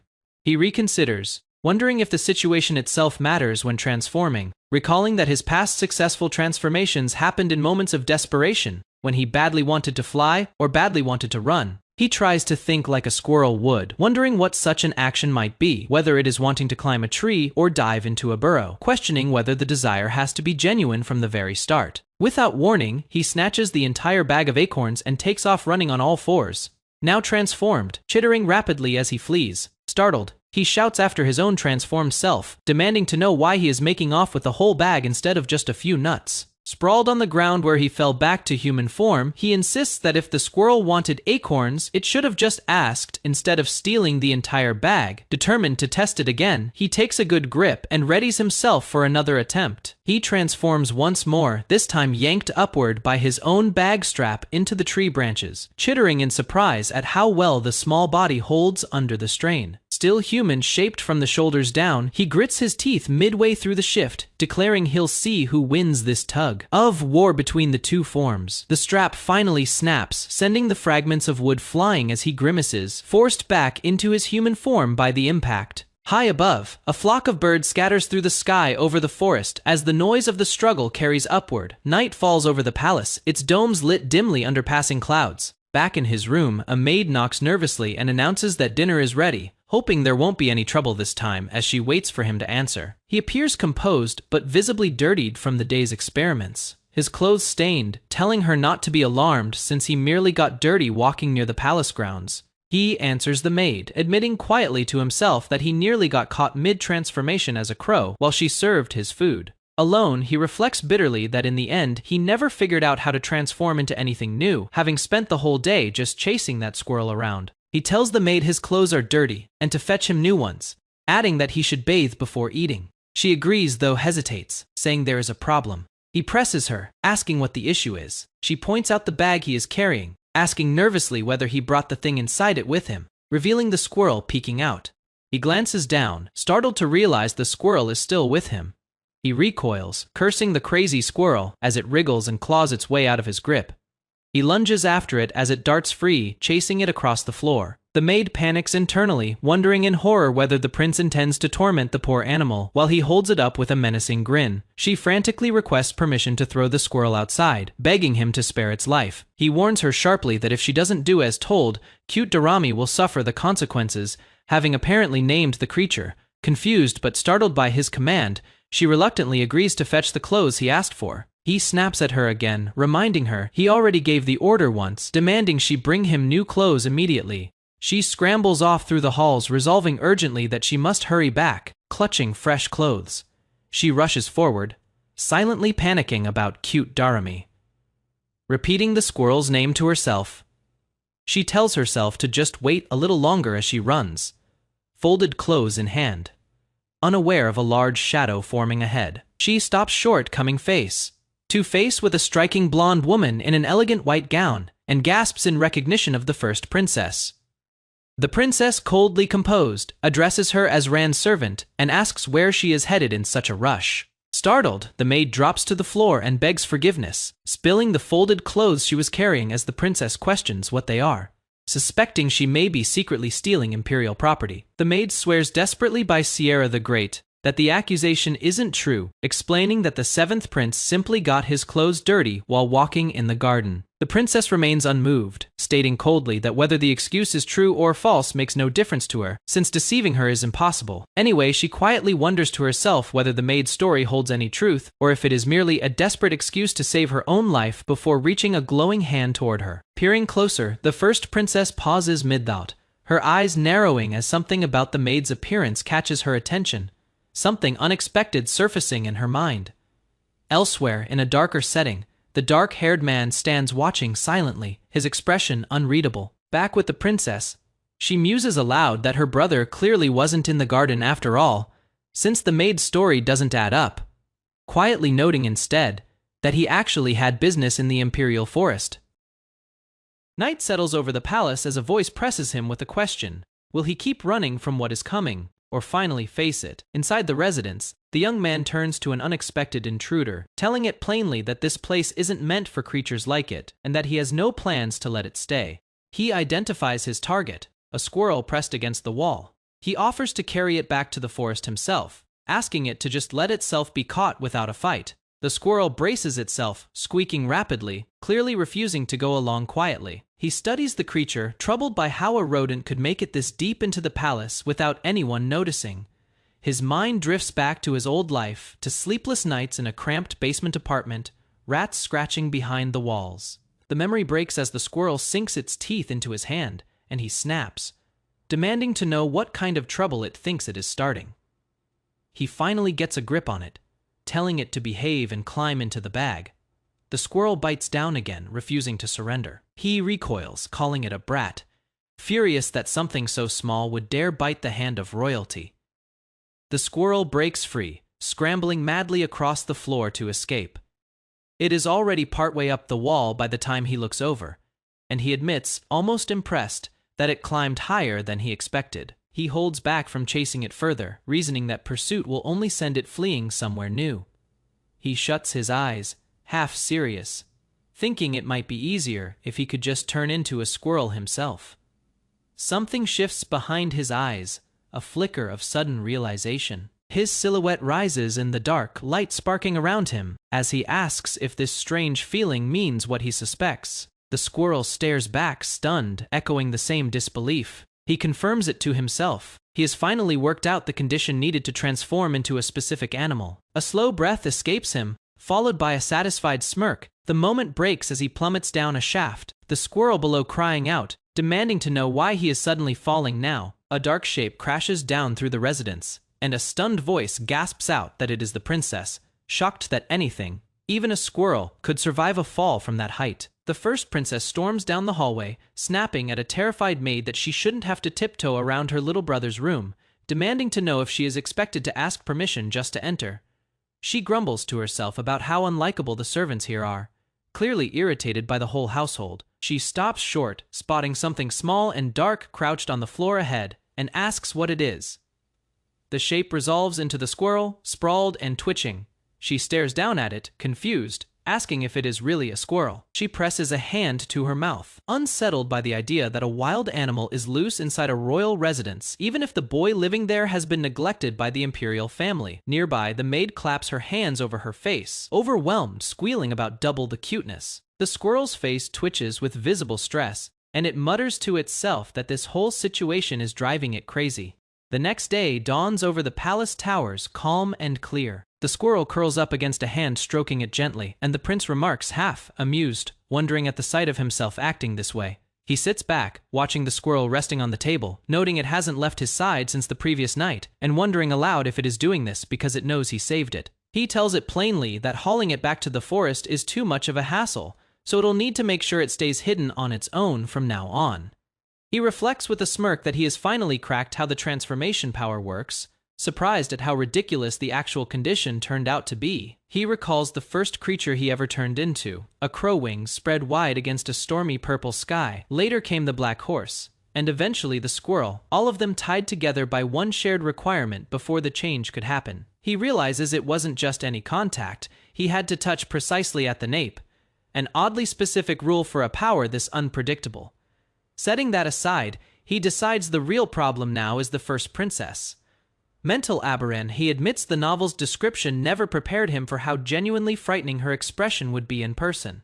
Thankfully, a maid named Anna covers for him, claiming the squirrel is his pet, buying him just enough time to slip out the window unnoticed. He returns to his human form and steps back into the room, thinking everything was about to end smoothly, only for the princess and the maid to freeze at the sight of him. Mental comments dryly on his unusual taste in keeping wild beasts inside the palace, then rises to leave for the night, saying it is already late. He answers politely, telling her yes, and asking her to come again next time, when she cuts him off before he finishes, telling him to come find her where she is staying, and the word tomorrow hangs heavy as he grimaces at the demand. She adds that there are matters they need to discuss. Back alone, he wonders to himself whether Mentil somehow figured it out, while the squirrel munches away obliviously at his feet. He can't guess what she could possibly want to talk about. He questions whether she has discovered his true identity, then quickly dismisses the thought, telling himself there is no way. Resigned, he throws his arms up, muttering that he has no choice but to go, since refusing isn't an option, and turns to ask the squirrel if he is right. A guard in full armor greets him formally at the entrance, welcoming the seventh prince. He is led before towering doors, remembering that the descriptions called her chambers grand, though he hadn't expected doors quite this massive, while a guard tells him the first princess is waiting inside. Seated regally by the fireplace, Mental greets him, remarking that he must have had a long journey to get there. She invites him to sit, saying his legs must be tired, but he declines, insisting the trip wasn't far and asking directly what she wanted to discuss. She cuts in sharply, asking if he didn't hear her tell him to sit. He falls silent for a moment, then apologizes for his rudeness. She waves it off with a light laugh, teasing that his curiosity must have gotten the better of him, adding that he was always the impatient type alone with her thoughts. She wonders when this child became someone so different, recalling that he ventured alone into the Imperial Forest, a place he'd never once visited before. He admits to himself this is exactly why he didn't want to face her. Explanation unfolds. Man's powers always manifest as abilities tied to nature. The Emperor commanding fire, the first prince commanding water. Mental's own ability, in a sense, stands above all the others. Her manus is called human, the power to read and manipulate people's minds. She tells him gently that she hopes he'll be honest with her, since it makes her deeply sad when her own family tries to deceive her. He steadies himself internally, repeating to stay calm, holding on to the one certainty he has. Mental's ability doesn't work on him. He reasons through it privately, thinking that if her ability had actually worked on him, she would have simply used it to force the answers she wanted out of him already. She must have only just realized her power doesn't take effect on him. He recalls what the novel revealed, that there are two conditions under which her ability fails to activate. First, the target has to be blood, related to Mental. Second, the target must genuinely love Mental as family. And that second condition is the real issue, since feeling familial love for her seems impossible in his case. He insists to himself there is absolutely no way he could ever feel that for this woman, while she presses him again, impatient, demanding he hurry and answer her. He is left staring out over the palace grounds, baffled, unable to understand why her ability isn't working on him if neither condition applies. The scene shifts entirely to a cave near a rushing waterfall, water echoing through the stone. Deep inside, a drop of light falls through the dark toward a figure lying motionless on the ground. An old battle-worn man stirs, groaning in pain as he slowly regains consciousness. He forces himself upright, disoriented, asking aloud whether this place is Terrarum, or maybe Hody. A hooded figure seated nearby tells him simply that he survived. Startled, the old man demands to know who this stranger is and where he has ended up, stunned to find himself still alive. The hooded figure explains that he hadn't opened his eyes for so long. They assumed he was dead. The stranger grips the hilt of a gleaming sword, announcing that he will now begin asking his questions. Sword drawn and aimed, the hooded figure asks whether the old man is loyal to the Aberan Empire. The old man, alarmed, demands to know what this is about. The hooded man presses further, telling him it is a simple yes or no, and that his answer alone will decide how he chooses to proceed. A blonde woman raises her hand toward the seventh prince, her mind-reading ability activating with a surge of light. Nothing happens. She realizes it isn't working on him at all. He stares back, quietly asking himself why. She presses him for an answer, demanding to know why he suddenly feels like a different person than the boy she once knew. Kneeling beside him, she turns the puzzle over in her head. If her power has failed, there must be a reason. She begins to suspect it has something to do with someone new occupying this body. The prince recalls his own situation. In the original novel, the seventh prince was such a minor character that almost nothing was written about him. He is working with almost no information to survive on. She leans closer, telling him she can practically hear him calculating his next move, mocking how difficult it must be for him to respond.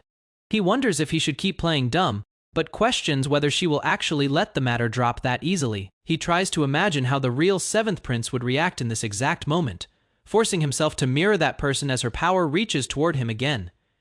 Getting no response, she decides she'll need another method. She rises and calls out. She claps her hands and orders the Imperial Knights to enter. Two knights step in and ask if she summoned them. She complains that her own dear younger brother refuses to speak. She casually instructs the knights to force him to talk by slitting open the mouth of a servant named Ran Aberan. The knights freeze in shock, stunned that the seventh prince himself is standing there, witnessing the order.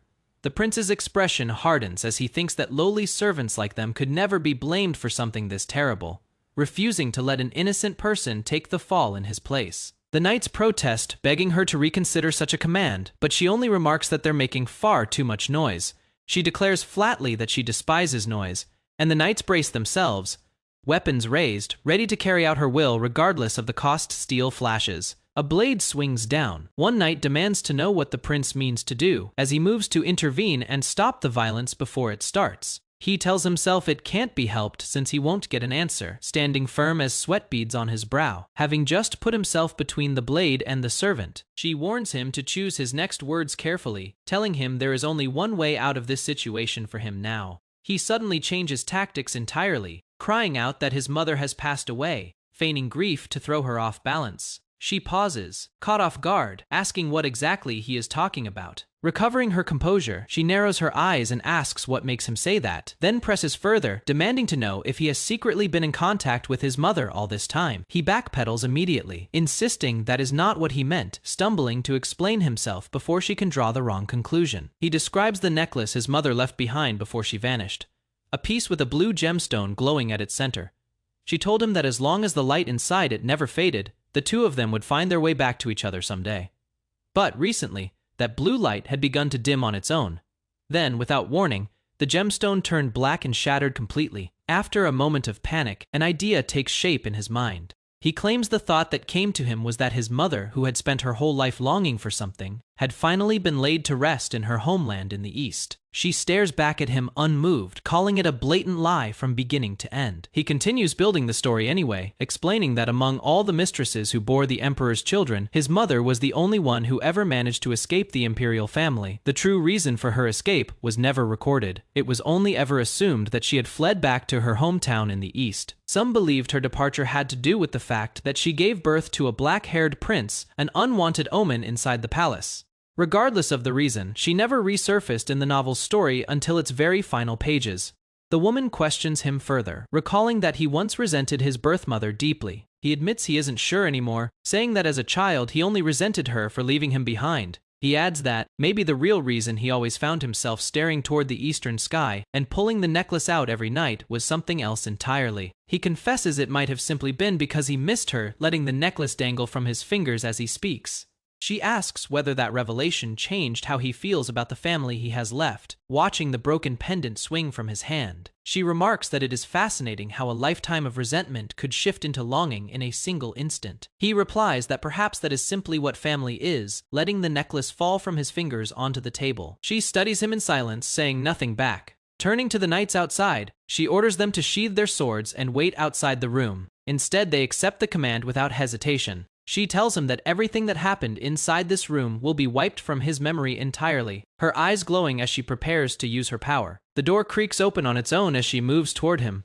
She pulls him into an embrace, remarking that he must have suffered so much emotionally through everything he described.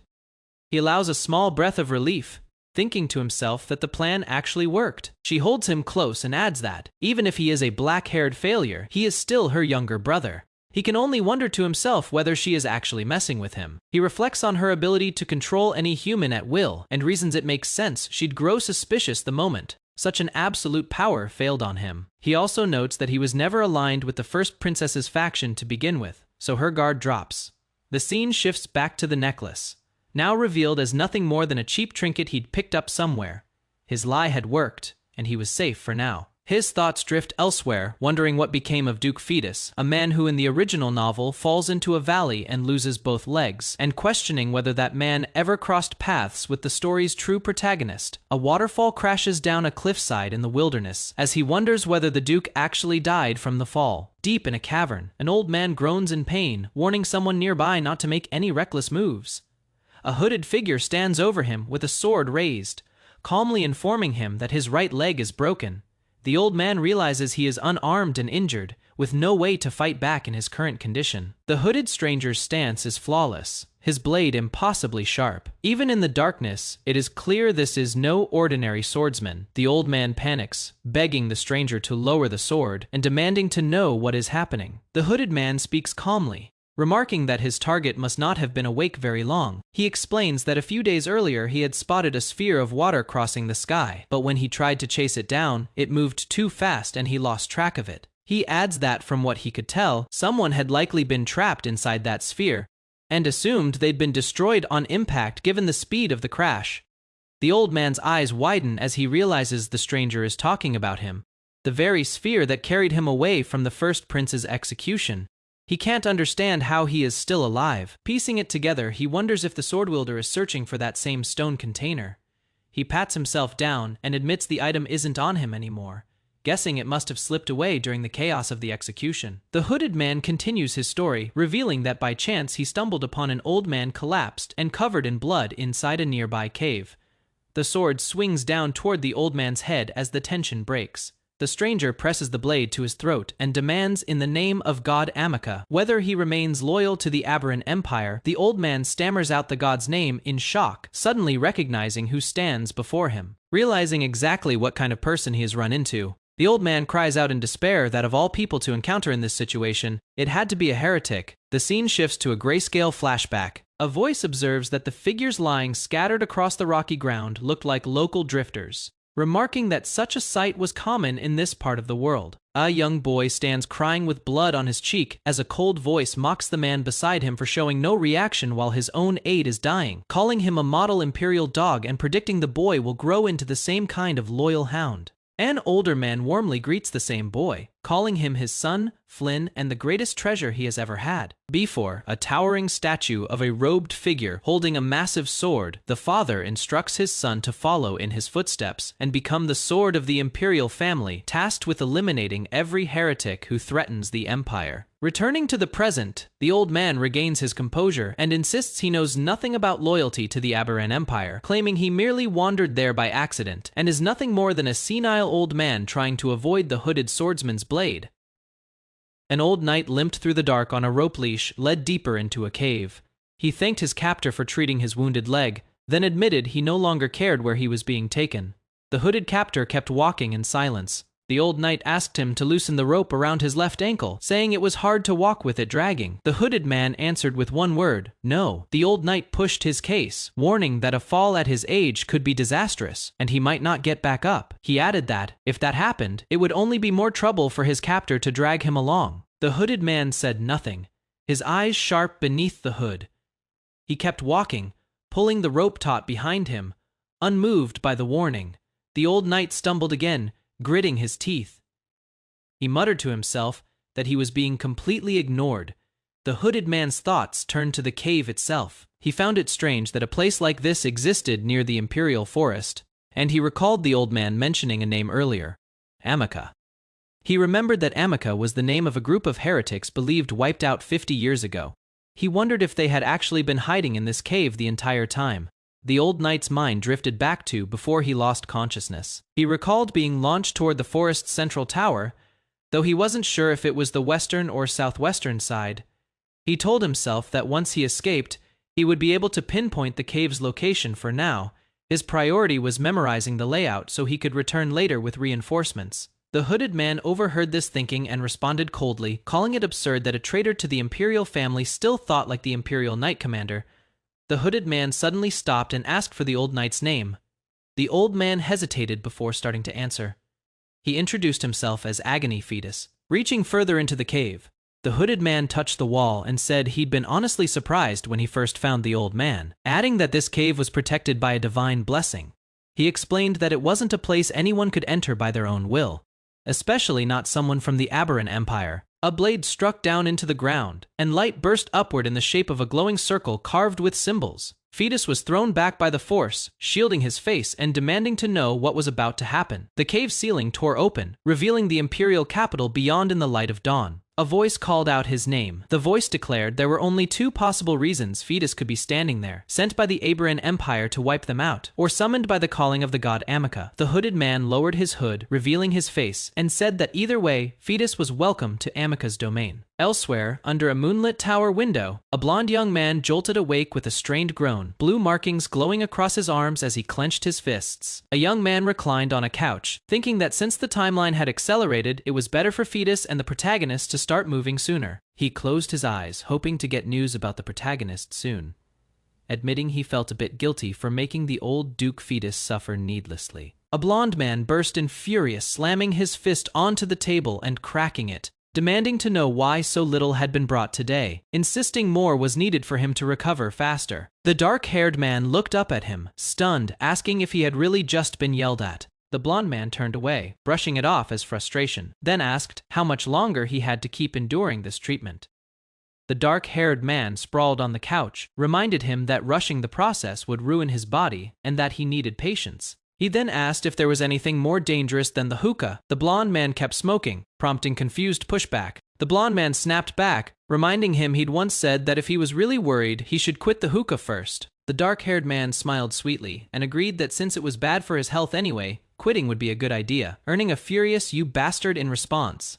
The blonde man stormed off cursing, while the dark-haired man noted privately that the hookah really was ruining his body. He observed that everything the blonde man consumed, the wine, the dinner, was practically poison to his system. He reflected that Regression was destined to depend on this treatment until the day he died, unless the seed planted in his body was dealt with. Later, the dark-haired man announced they should wrap up the treatment, reminding everyone they couldn't be late for the evening ritual. Blue light surged through a grand hall as a figure reached down, channeling glowing energy from his palm into the floor below. A white-haired man absorbed the surge with visible strain, while two others behind him praised him, remarking his mana had increased more than usual and calling him amazing.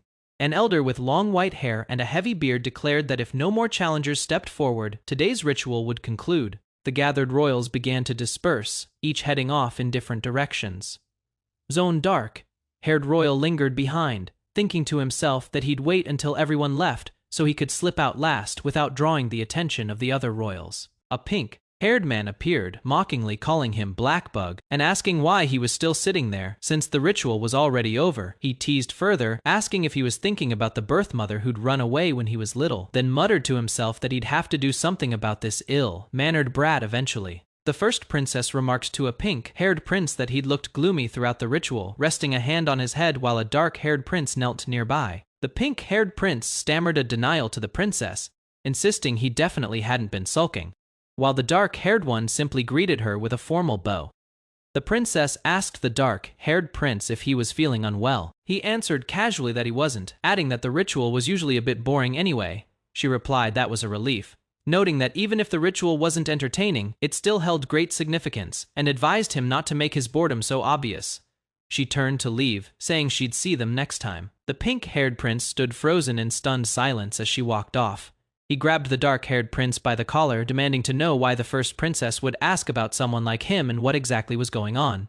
He shook him harder, repeating the question. A white-haired prince interjected, asking if there was some kind of problem with Ran the pink-haired prince, startled, realizing his highness had noticed. The white-haired prince brushed it off, casually saying it was nothing, just an exchange of pleasantries with his younger brother. He commented that the dark-haired prince must be busy as well. As the group continued walking through the palace hall, he said his farewells, and the two princes exchanged a lingering glance as they parted ways. Two blonde figures descended a staircase together, one urging the other to go together. Brother, the dark-haired prince noted internally that this was the second prince, Dido Aberan, always found by the first prince's side, as the golden-haired prince called out to talk to him. In a torch-lit corridor, the blonde prince asked if he knew about the acting head who succeeded the late Duke Fetus, naming him as Talon Krisa. A bespectacled attendant observed that this prince seemed to be plotting something interesting regarding the central territory traded away for Duke Fetus's life. The blonde prince scoffed, declaring he had no interest in bugs like the Fetus family. He added that the Fetus family only had 1 year left anyway, since the land would fall back into his hands after that time passed. A voice cut in, saying there was no need to wait a whole year. The prince's eyes widened in surprise. The voice continued, offering a good idea and asking if he wanted to hear it. A fist slammed forward with tremendous force, cracking the air itself on impact. A blonde prince grabs Ran Aberan by the collar in a dim hallway, demanding to know what he really is. Ran stays calm and states his name and title, the 7th prince Ran Aberan. The prince presses further, asking why both the first princess and first prince have started paying attention to someone like him. He threatens to burn him to ashes, raising a hand toward Ran. Flame gathers at his fingertips, but his voice already carries doubt as he asks what that attention would even mean for Ran. Ran stays unshaken, mocking the weak fire, saying it can barely light an oil lamp, let alone burn anyone. The prince's composure breaks, sweat runs down his face as he asks what would happen if others found out, admitting it wouldn't look good for him. Ran grabs his arm. The prince flinches, demanding to know how Ran figured him out. Ran sets his first condition for silence. The prince must drop his disrespectful tone and speak properly to his older brother. In a dim torture chamber, a captive man lies restrained on a blood-stained wooden table, his mouth pried open by metal restraints. His muffled cries fill the room as the interrogation drags on without mercy. His shadow stretches across the brick wall, distorted by firelight, as the torment continues in silence, broken only by his strained breathing. Elsewhere, a framed portrait hangs undisturbed, an aging gray-haired nobleman in formal military dress, his expression stern and composed. A blade suddenly tears through the canvas, slashing the image apart in one violent stroke. The destruction does not stop there. Books, armor, and personal belongings are hurled onto a growing pile of rubble. A voice declares that the man once known as Agony Fetus is to be treated from this point on as someone who never existed. A lit torch is lowered toward the wreckage. There will be no funeral, no grave, no monument left behind to mark that he ever lived, only the chance that he might still be remembered by those who choose to. The pile is set ablaze before a gathered crowd. An official standing apart from them warns that anyone caught honoring the man's memory will be punished severely. Later, at the doors of an estate, a fist knocks urgently. A voice calls out that a report is ready for the acting head. The one delivering it is Jack, commander of the Fetus Knights, an aging, hardened soldier with graying hair and a weathered face. Jack reports that, as ordered, his men apprehended those spreading false rumors within the Second Night Order. The offenders were held accountable, their wrists cut off, and they were expelled from service. Exhausted, he wipes a hand down his face, visibly worn from the effort. The acting head remarks that he looks quite tired. Jack apologizes, explaining that the household is so short-staffed that he has been working through the night himself. The acting head, a young man with blue hair and round glasses, acknowledges the effort briefly without looking up from his papers. Jack sets down a scroll, the list of deserters that had been requested. He explains that security has been tightened to stop further desertions, but nearly half of their manpower has already fled. The acting head studies the report in silence, noting privately that even the families who once served the Fetus household have severed their ties. If discipline among the remaining staff collapses as well, the family will be finished. Jack hesitates, voicing a concern of his own, wondering aloud whether erasing every trace of Duke Fetus might be going too far, and whether it risks provoking those knights who remain loyal to the former Duke. The acting head responds coldly, asking whether Jack still believes Agony Fetus holds any claim to being head of the family. Caught off guard, Jack immediately apologizes, admitting that he too once struggled to accept what the Duke had become. His thoughts drift back to the man's downfall, disbelief that someone once so honorable could meet such a disgraceful end, and confusion over how someone so loyal could have done what he did. Jack's expression hardens as he studies the acting head, feeling as though he is standing before an entirely different person than the one he once knew. Watching him, the acting head silently wonders just how much the old knight has changed, and whether it comes from the sting of feeling betrayed by the Duke he once served without question. A hand presses flat against a desk covered in handwritten pages. A voice announces that it is time, and that they should be on their way. Jack and the acting head walk together across a stone courtyard, flanked by two guards marching ahead of them. Their footsteps echo in unison as they head toward the estate's main gathering point. Outside, near a staircase, an aide informs the acting head that preparations for the speech are complete. The acting head simply responds that he understands. His footsteps continue down the stone steps, each one measured and deliberate, until his shoes finally meet solid ground. He arrives before the grand estate, standing alongside Jack and the aide as a crowd of servants and staff gather below, their backs turned toward the camera, waiting. Among the assembled staff, murmurs spread. Some wonder aloud what he intends to say after calling everyone together, while others whisper that kitchen workers were caught speaking carelessly the day before and had their tongues cut out as punishment. They question how anyone is expected to live under such conditions. Further back, hooded guards mutter among themselves, guessing that the harsh punishments stem from fear of the house being branded a family of traitors. One wonders whether they should flee before it becomes too late. Nearby, the bespectacled aide overhears the same anxious talk, worrying quietly about what might happen if someone were caught trying to escape in secret. He exhales, visibly relieved that no one has noticed his unease. Standing atop the platform, the acting head addresses the gathered crowd, declaring that House Fetus has served Sierra the Great since its founding. He continues, explaining that for over 1,000 years, the house has stood beside the imperial family as its closest guardian. However, he admits that the situation has grown chaotic recently, and that everyone present already understands the cause behind it. He speaks the name aloud. Agony Fetus, a traitor who betrayed the imperial family. Jack and the aide beside him react with visible shock at hearing the name spoken so plainly in public. The acting head continues, stating that Agony Fetus betrayed the empire and was executed by the imperial family, and that this single fact has shaken the wealth, unity, and honor the house built over 1,000 years down to its very roots. Looking out over the crowd, he acknowledges that even among those gathered now, many doubt the loyalty of House Fetus. Because of this, he offers them one last chance. Anyone who wishes to leave is free to do so today. He adds that even those whose contracts still have years remaining will be released without penalty if they choose to go. But he warns them to remember one thing as he begins to speak the house's name once more. From below, a young servant looks up at him standing on the balcony, calling out that House Fetus still has someone who will uphold its 1,000-year oath. The boy continues, declaring that as acting head of House Fetus, until young Lord Flynn Fetus succeeds as Duke, he will continue proving their loyalty to the Empire and the Imperial family, and that anyone who abandons loyalty to this house will face consequence. As a white banner bearing the Fetus emblem snaps in the wind above them, the acting head continues addressing the crowd, declaring that anyone who abandons loyalty to the house will receive no mercy whatsoever, and warns them to keep that in mind.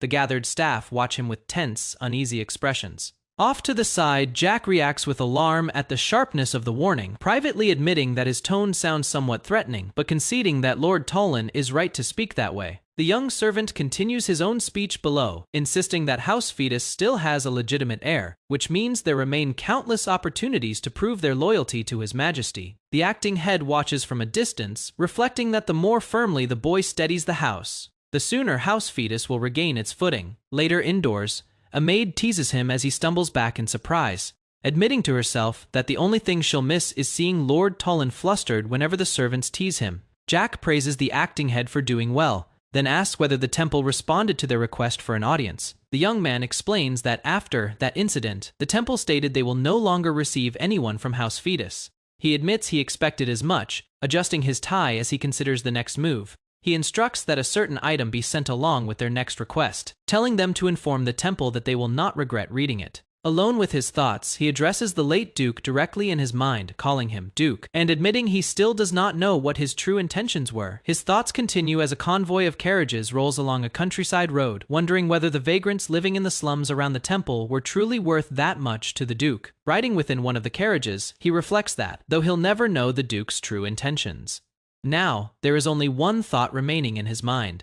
He resolves that the Duke's death will not be allowed to mean nothing. He will not let it be in vain. As the carriage wheels roll across the dirt road, he silently asks the Duke to watch over the land entrusted to him, and to witness what he intends to make of it, asking him to watch over him from wherever he now rests. The carriage comes to a stop, and a voice questions whether this is finally the place. Stepping out, he takes in the sight of the towering temple before him, remarking that it is magnificent. Standing before the grand structure, he acknowledges that although he has only been given a single year, a massive crowd stretches out before the city, gathered and waiting. Adjusting his glasses with quiet resolve, he vows that even if it costs him everything he has, he will never allow events to unfold the way the first prince intends. Elsewhere, two golden-haired imperial figures look down at the assembled crowd from a balcony. One remarks that the people have gathered in disgusting numbers, while the other suggests many are simply curious, since this will be the first official statement from the new acting head of House Fetus. The blonde figure sneers, remarking that whenever he sees swarms of insects like this gathered together, he feels the urge to crush them beneath his feet. A young man stands in a forest clearing, boots pressing into fallen leaves, muttering to himself that this stretch of woods should be the medium-sized animal zone. Standing confidently with a small squirrel perched on his shoulder, he remarks that he has already secured enough small animals like foxes and rodents, and wonders aloud whether he should start aiming for bigger game. He lifts the squirrel from his shoulder, scolding it playfully for continuing to sneak along after him, warning that this part of the forest is far more dangerous than the small-sized animal zone. The squirrel squeaks in protest as he tucks it securely into his bag, telling it that if things turn dangerous, it will be hard for him to protect it, insisting that today, of all days, it really must stay behind and not follow him outside. Legs pounded against wet grass as a figure sprinted through the forest, screaming in raw panic with every stride. A monstrous wolf tore through the brush behind him, jaws wide and teeth bared, closing the distance fast. Clutched in his hand was a small, terrified squirrel he refused to let go of. He shouted at the creature in his grip, demanding to know why it had provoked the wolf in the first place, while the squirrel only squeaked back in protest. Minutes earlier, things had gone differently. The wolf had seemed calm, even friendly, and all he needed to do was touch its nape and slip away unnoticed. He'd murmured praise to it, treating the beast like an obedient pet. That calm shattered instantly. The squirrel let out a piercing shriek, and the wolf's expression twisted into fury.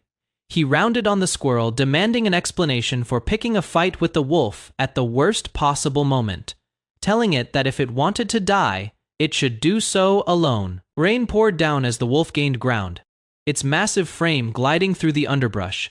He asked himself desperately what animal he should transform into. Next to escape, no land creature would outrun the wolf, he realized. And there wasn't time left to shift into a crow and take to the sky. A single thought struck him: if only he could run and fly at once. Frustration burned across his face as the impossible wish repeated in his mind. Then, unexpectedly, his body responded. The squirrel form he'd taken blinked in confusion, letting out a small, questioning squeak as something shifted. The wolf loomed closer, growling low before baring its teeth in a menacing grin, certain its prey had nowhere left to go. But the ground fell away. He rose into open sky, sunlight breaking through scattered clouds above the treetops. Claws dug into stone as he clung to a cliffside, breathless but safe, relieved that the chase had finally ended. Staring at his own reflection in his eye, he realized what had just happened. He'd suspected this ability held more depth than he first assumed. The truth unfolded before him. His transformation wasn't limited to a single form. A winged wolf soared through the mountain air, proving his power could be shaped and combined. Elsewhere, a group of nobles gathered in shadow, murmuring about Duke Fetus seizing an entire territory, defying the royal family itself to claim it as his own. Bystanders in a crowded street speculated about the family's collapsing reputation, wondering if the acting head had simply lost his mind, since madness seemed to run in the bloodline already. In a nearby town, a pair of men whispered about hidden treasure rumored to be buried close by, eager to be the first to find it. Two boys crouched in the dark, one gripping the other's shoulder, declaring that the moment had come to test their luck picking pockets among unsuspecting strangers. A hooded figure stood among cloaked companions, thoughts turning grim as he noted the Fetus family slide toward ruin, quietly questioning what game his ally Talon was really playing. A blue-haired young man in glasses stood before the temple's towering facade, silent as murmurs rippled through the crowd around him. He raised 2 fingers into the air, declaring a deadline for those still occupying the grounds. Any vagrants remaining after 2 months, he announced, would face severe punishment for defiling the holy temple's sanctity. A man in the crowd shouted back, demanding to know where they were meant to go if they were driven out, accusing him of sentencing them all to death. One boy asked his companion what had just been said from above, and was told sharply to stop worrying about it and run while there was still a chance. Nearby nobles exchanged doubtful murmurs, surprised that the supposedly soft-hearted acting head of the Fetus family wasn't showing the mercy they expected, speculating he was simply trying to avoid provoking the royal family. The young man turned back toward the restless crowd below, wondering aloud what exactly was happening among them. His thoughts drifted to a single word: a hospital. He announced that the Fetus family intended to build a hospital on that very ground, promising to train the vagrants themselves in medical arts to staff it. Confusion spread across his face as scattered voices in the crowd called the plan absurd, questioning why nobles shouldn't be the ones both teaching and learning medicine. 2 noble women sneered nearby, mocking the notion that anyone would send people to learn from a family already crumbling, certain it would only drag them deeper into ruin. A hooded figure walked through town, quietly noting that with the Fetus name being shunned everywhere, the odds of this plan succeeding sat at nearly 0. The blue-haired man admitted to himself that he'd overestimated one man's ability to help, deciding he could simply stop relying on him. A booming voice cut through the moment, demanding to know who dared laugh at that man, silencing the doubters instantly. An ornate carriage rolled through the street, its driver calling for everyone to clear the way as the horses trotted past startled onlookers. The carriage came to a halt, its door catching every eye as a figure stepped down from within. A high priest descended, declaring his support for Tulin Krisa, acting head of the Fetus ducal house, invoking God's name as he spoke. Bystanders gasped, recognizing the arrival and stammering out his title in disbelief. The young man dropped to his knees before the cathedral, hands clasped in a gesture of respect as the crowd watched in stunned silence. The priest greeted him warmly, extending a hand, while the young man scrambled up in flustered reverence, stammering out his greeting to the high priest before him. The high priest addressed the gathered crowd as lost children, calling them all travelers bound for the same destination. Temptation and evil would always linger along life's path, he warned, then asked how noble a man could truly be who cast others aside while claiming to walk righteously himself. A hooded figure smiled quietly, thinking of how the fetus family had been stained by a single sinner, and that particular sin could never be cleansed. Yet one person still tried to walk that difficult path despite everything. The priest continued, raising his hand toward the young man before him. He blessed the pitiful child of Aberon, undertaking this journey of atonement, asking that he find fulfillment beneath God's grace. Deeply touched, the young man thanked him for such precious words, while the priest brushed off the gratitude, insisting he couldn't stand by while the fetus family pursued something so faithful. The priest proposed they ride together into the temple, adding that since they'd come this far, they ought to pay respects to Sierra the Great as well. Grateful words followed on the surface, but privately the young man cursed him, certain the old man had only shown up to perform for an audience. He recalled how the fetus family was covering every expense of the project, yet the priest's condition had been that the temple receive half the profits from both the hospital and the academy. Imagining the width of that smile, he understood exactly how pleased the priest must have been to strike such a deal. Regardless of the outcome, he told himself, he had no regrets about the choice he'd made, since winning over the high priest had been essential to moving the plan forward. A hooded man greeted him warmly as young Master Milio, remarking it was good to see him again. Startled, the young man wondered silently, since when Milio had noticed his presence at all, Milio only replied that the world wasn't so easily overturned, brushing off any deeper explanation. Elsewhere, a furious blonde noble smashed his fist through stone, demanding to know what that damned old geezer was thinking and why he'd suddenly shown up at all. His companion explained that the acting head had simply used his brain, reasoning that if the high priest backed him publicly, the nobles would have no choice but to fall in line. Baring his teeth, the blonde man snarled that the insect had actually tried using his head for once, promising the next emperor of Aberon had nothing left to worry about. Too angry to listen further, he stormed off, declaring he needed to kill someone just to cool down, while his companion mocked him for having plenty of insects nearby to crush instead. Later, calm again, the blonde man sipped from a glass by a window, murmuring a thoughtful hum to himself. His aide confirmed that the current acting head of the fetus ducal house was indeed Tolan Krisa, the third son of Count Krisa's family, who had served as the late Duke Agony Fetus's aide for 13 years. The blonde noble swirled his wine, muttering that something had been grating on his nerves lately. Without warning, he lashed out, slamming his aide's head into the wall hard enough to draw blood. Sneering down at him, he added that having the man stand there silently only made his temper worse. Blood ran down the aide's face as he bowed his head and murmured an apology. Walking away, the noble remarked that his aide's refusal to scream or flinch made him boring, though admittedly, that same quality was exactly why he kept him around. The aide simply repeated his apology. Waving him off, the noble said that if the man insisted on being dull, he should at least make himself useful, ordering him to dig through 5 years of Count Krisa's family tax records. Should he find even a hint of irregularity, he was to arrest Count Krisa on the spot, and if nothing turned up, to fabricate evidence and arrest him regardless, then quietly tidy up the mess afterward. Kneeling among shattered porcelain, the aide gathered the pieces and answered simply, addressing him as Your Highness. Alone again, the prince leaned back in his chair, grumbling that the first prince's body was deteriorating faster than anyone expected, calling the whole situation irritating. He fell quiet for a moment, then added bitterly that the man's repeated recovery was just as annoying as his decline. Morning light spilled through the arched window of the estate as footsteps echoed down the hall. A voice called out from beyond the door, announcing the arrival of an aide named Pale, to see the acting head. Inside the study, Pale delivered his report. Construction preparations for the new hospital were complete, and nobles eager to study and teach medicine had already filled every available spot. The acting head simply nodded, satisfied with the progress.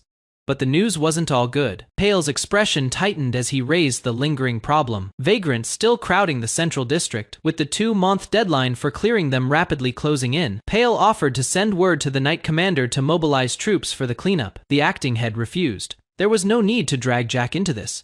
He already had another plan in mind. Pale accepted the order without question. Before leaving, he added one more piece of news. A letter had just arrived from House Krisa, addressed directly to the acting head. The acting head unrolled the letter himself, surprised that his birth family had reached out first. Suspicion crept into his thoughts. Something was clearly being planned this late in the game. The letter revealed its contents. Izio Krisa, heir of House Krisa, intended to pay a personal visit to the fetus ducal house. The acting head's calm cracked for a moment. The word brother escaped his lips, laced with disbelief at the unexpected move from his estranged family. 2 weeks passed. In the Krisa estate, a maid stood trembling before a set of grand doors, hesitating before finally pushing them open to face what waited inside. Elsewhere, a quiet cup of tea was poured. Steam curled into the air as a tense silence settled between two figures, preparing to discuss matters far heavier than the drink between them. Ego Krisa, eldest son of House Krisa, sat comfortably with his tea and delivered grim news. Count Krisa, his own father, had been placed under house arrest the night before. The reason soon followed. An imperial tax audit, ordered directly by the royal family, had uncovered several irregularities in the count's finances. If proven, he could face imprisonment in an imperial prison. His younger brother, seated across from him, asked quietly whether their father could truly have done such a thing. Igio didn't answer directly. He simply stated that their house was now in crisis. The younger brother pushed further, insisting their father had never chased pleasure or ambition. He had always lived a diligent, quiet life, hardly the profile of a man hiding financial corruption. A stern voice cut through the tension, addressing the younger brother by name Tolan and questioning whether he truly had no idea what was really happening behind the scenes. Igo's composure slipped into something colder. He asked if Tolan wanted to hear him admit that he himself was the reason their family had fallen into this ruin. The scene shifted back to the estate, where an unnamed noble leaned over his tea, mentioning an interesting story. He'd recently heard that vagrants from the Central Land were being put to work at a construction site. He pressed further, questioning whether food and shelter were being offered in exchange for labor, noting how convenient it was that the site needed workers, just as public order needed vagrants removed. The acting head, working humbly among the poor himself, ladling food into children's bowls, replied without hesitation. Whether the fetus ducal house became a relief center or a symbol of charity was not his concern. The mood shifted violently.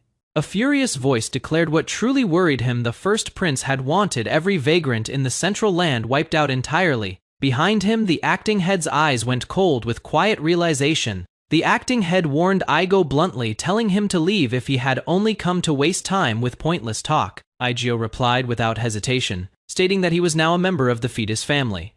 Igo's expression remained composed as he urged Tolan to reconsider carefully, reminding him that the Count, whatever his crimes, was still his father. Tolan's jaw tightened. He asked coldly whether his father had already cast him aside 13 years ago, the old wound resurfacing beneath his calm exterior. Elsewhere, deep within a torch-lit underground corridor, a robed figure muttered in frustration, questioning when the tiresome ritual preparations would finally come to an end. The first princess, dressed in ceremonial white, complained openly. She understood the importance of the Tina's ritual, but resented being locked away in the underground sanctuary for so long. Her irritation deepened as she admitted that being cooped up all day with nothing but servants for company was driving her to the edge of her patience. Suddenly, a woman in a dark red dress appeared before her in the corridor, startling the princess and cutting off her private grumbling. The woman froze, recognizing who stood before her. She stammered out a title of respect, addressing the princess as Your Majesty, then hesitantly called her Lady Mental. The princess responded smoothly, greeting the woman warmly and asking if she had come all this way just to see her. Lady Mental, however, questioned whether the princess intended to leave her post at this very moment. Lady Mental reminded her that preparations for the ritual were still ongoing in the prayer room.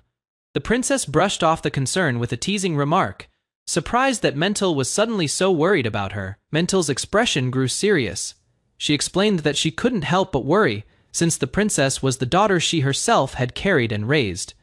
Not a single day passed in peace for her because of constant fear that something might go wrong. The princess smiled, calling Mental unusually affectionate today, and suggested they enjoy tea beneath the open sky together for the first time in a long while. Before the moment could settle, the princess added abruptly that she had already seen Mental's face and needed to leave now.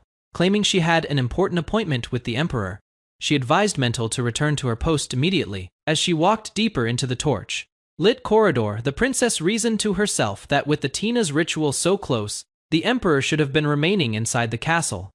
Doubt crept into her mind. She wondered whether Mental's claim had been an insincere lie or something truly urgent, and privately admitted it might have been better if her ability had worked on her. Her footsteps echoed steadily through the stone hallway before abruptly coming to a stop, the sound cutting off mid-stride. Her expression shifted from calm suspicion to sharp alertness, her eyes narrowing as something seemed to catch her attention in the silence. She turned back toward the dark passage behind her, staring into the shadows as if sensing something unseen lurking within the corridor. Far from the castle, under an open sky, a small bird darted through the clouds before a sudden burst of light and motion shattered the calm below, accompanied by a sharp squeak. Deep in the forest, a small striped creature clung desperately to a vine, trembling as it climbed higher into the leaves, fleeing whatever chaos had just erupted beneath it. After crashing through the forest, a man pressed his hand against a tree trunk, coughing violently. Relief washed over him as he confirmed he was still alive. He examined his own reflection with growing unease, realizing his ability was stranger than he first thought. He could not only transform into animals, but combine different species however he pleased. Stumbling forward, he wondered aloud how such a powerful ability could come without a cost. There had to be some kind of drawback hidden beneath its surface. Sweat dripped down his face as he considered the possibility that overusing his power might be shortening his lifespan. Still, something about the sudden change in his body felt different from anything he'd guessed.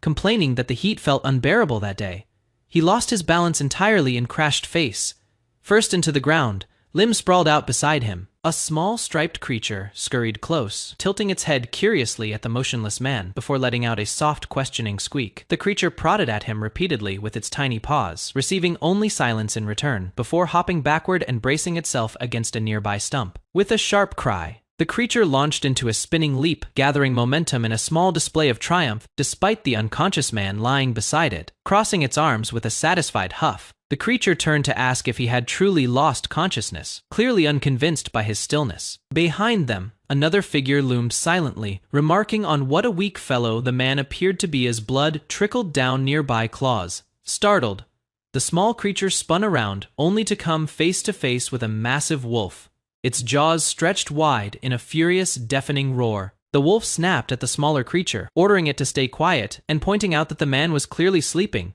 Sparks of static crackling between them, the little creature bit back, accusing the wolf of holding a grudge simply because it had been bitten earlier while only trying to play for the first time in ages. The wolf lowered itself defensively, whimpering as it clarified who it meant, gesturing toward the still, unconscious man lying just beyond its paws. The small creature burst into laughter, unable to hold back its amusement at the wolf's reaction, practically glowing with delight at having gotten under its skin. The wolf's expression shifted entirely, its playful anger replaced by something far more alert as its eyes locked onto something unseen, breath quickening. Ah, radiant.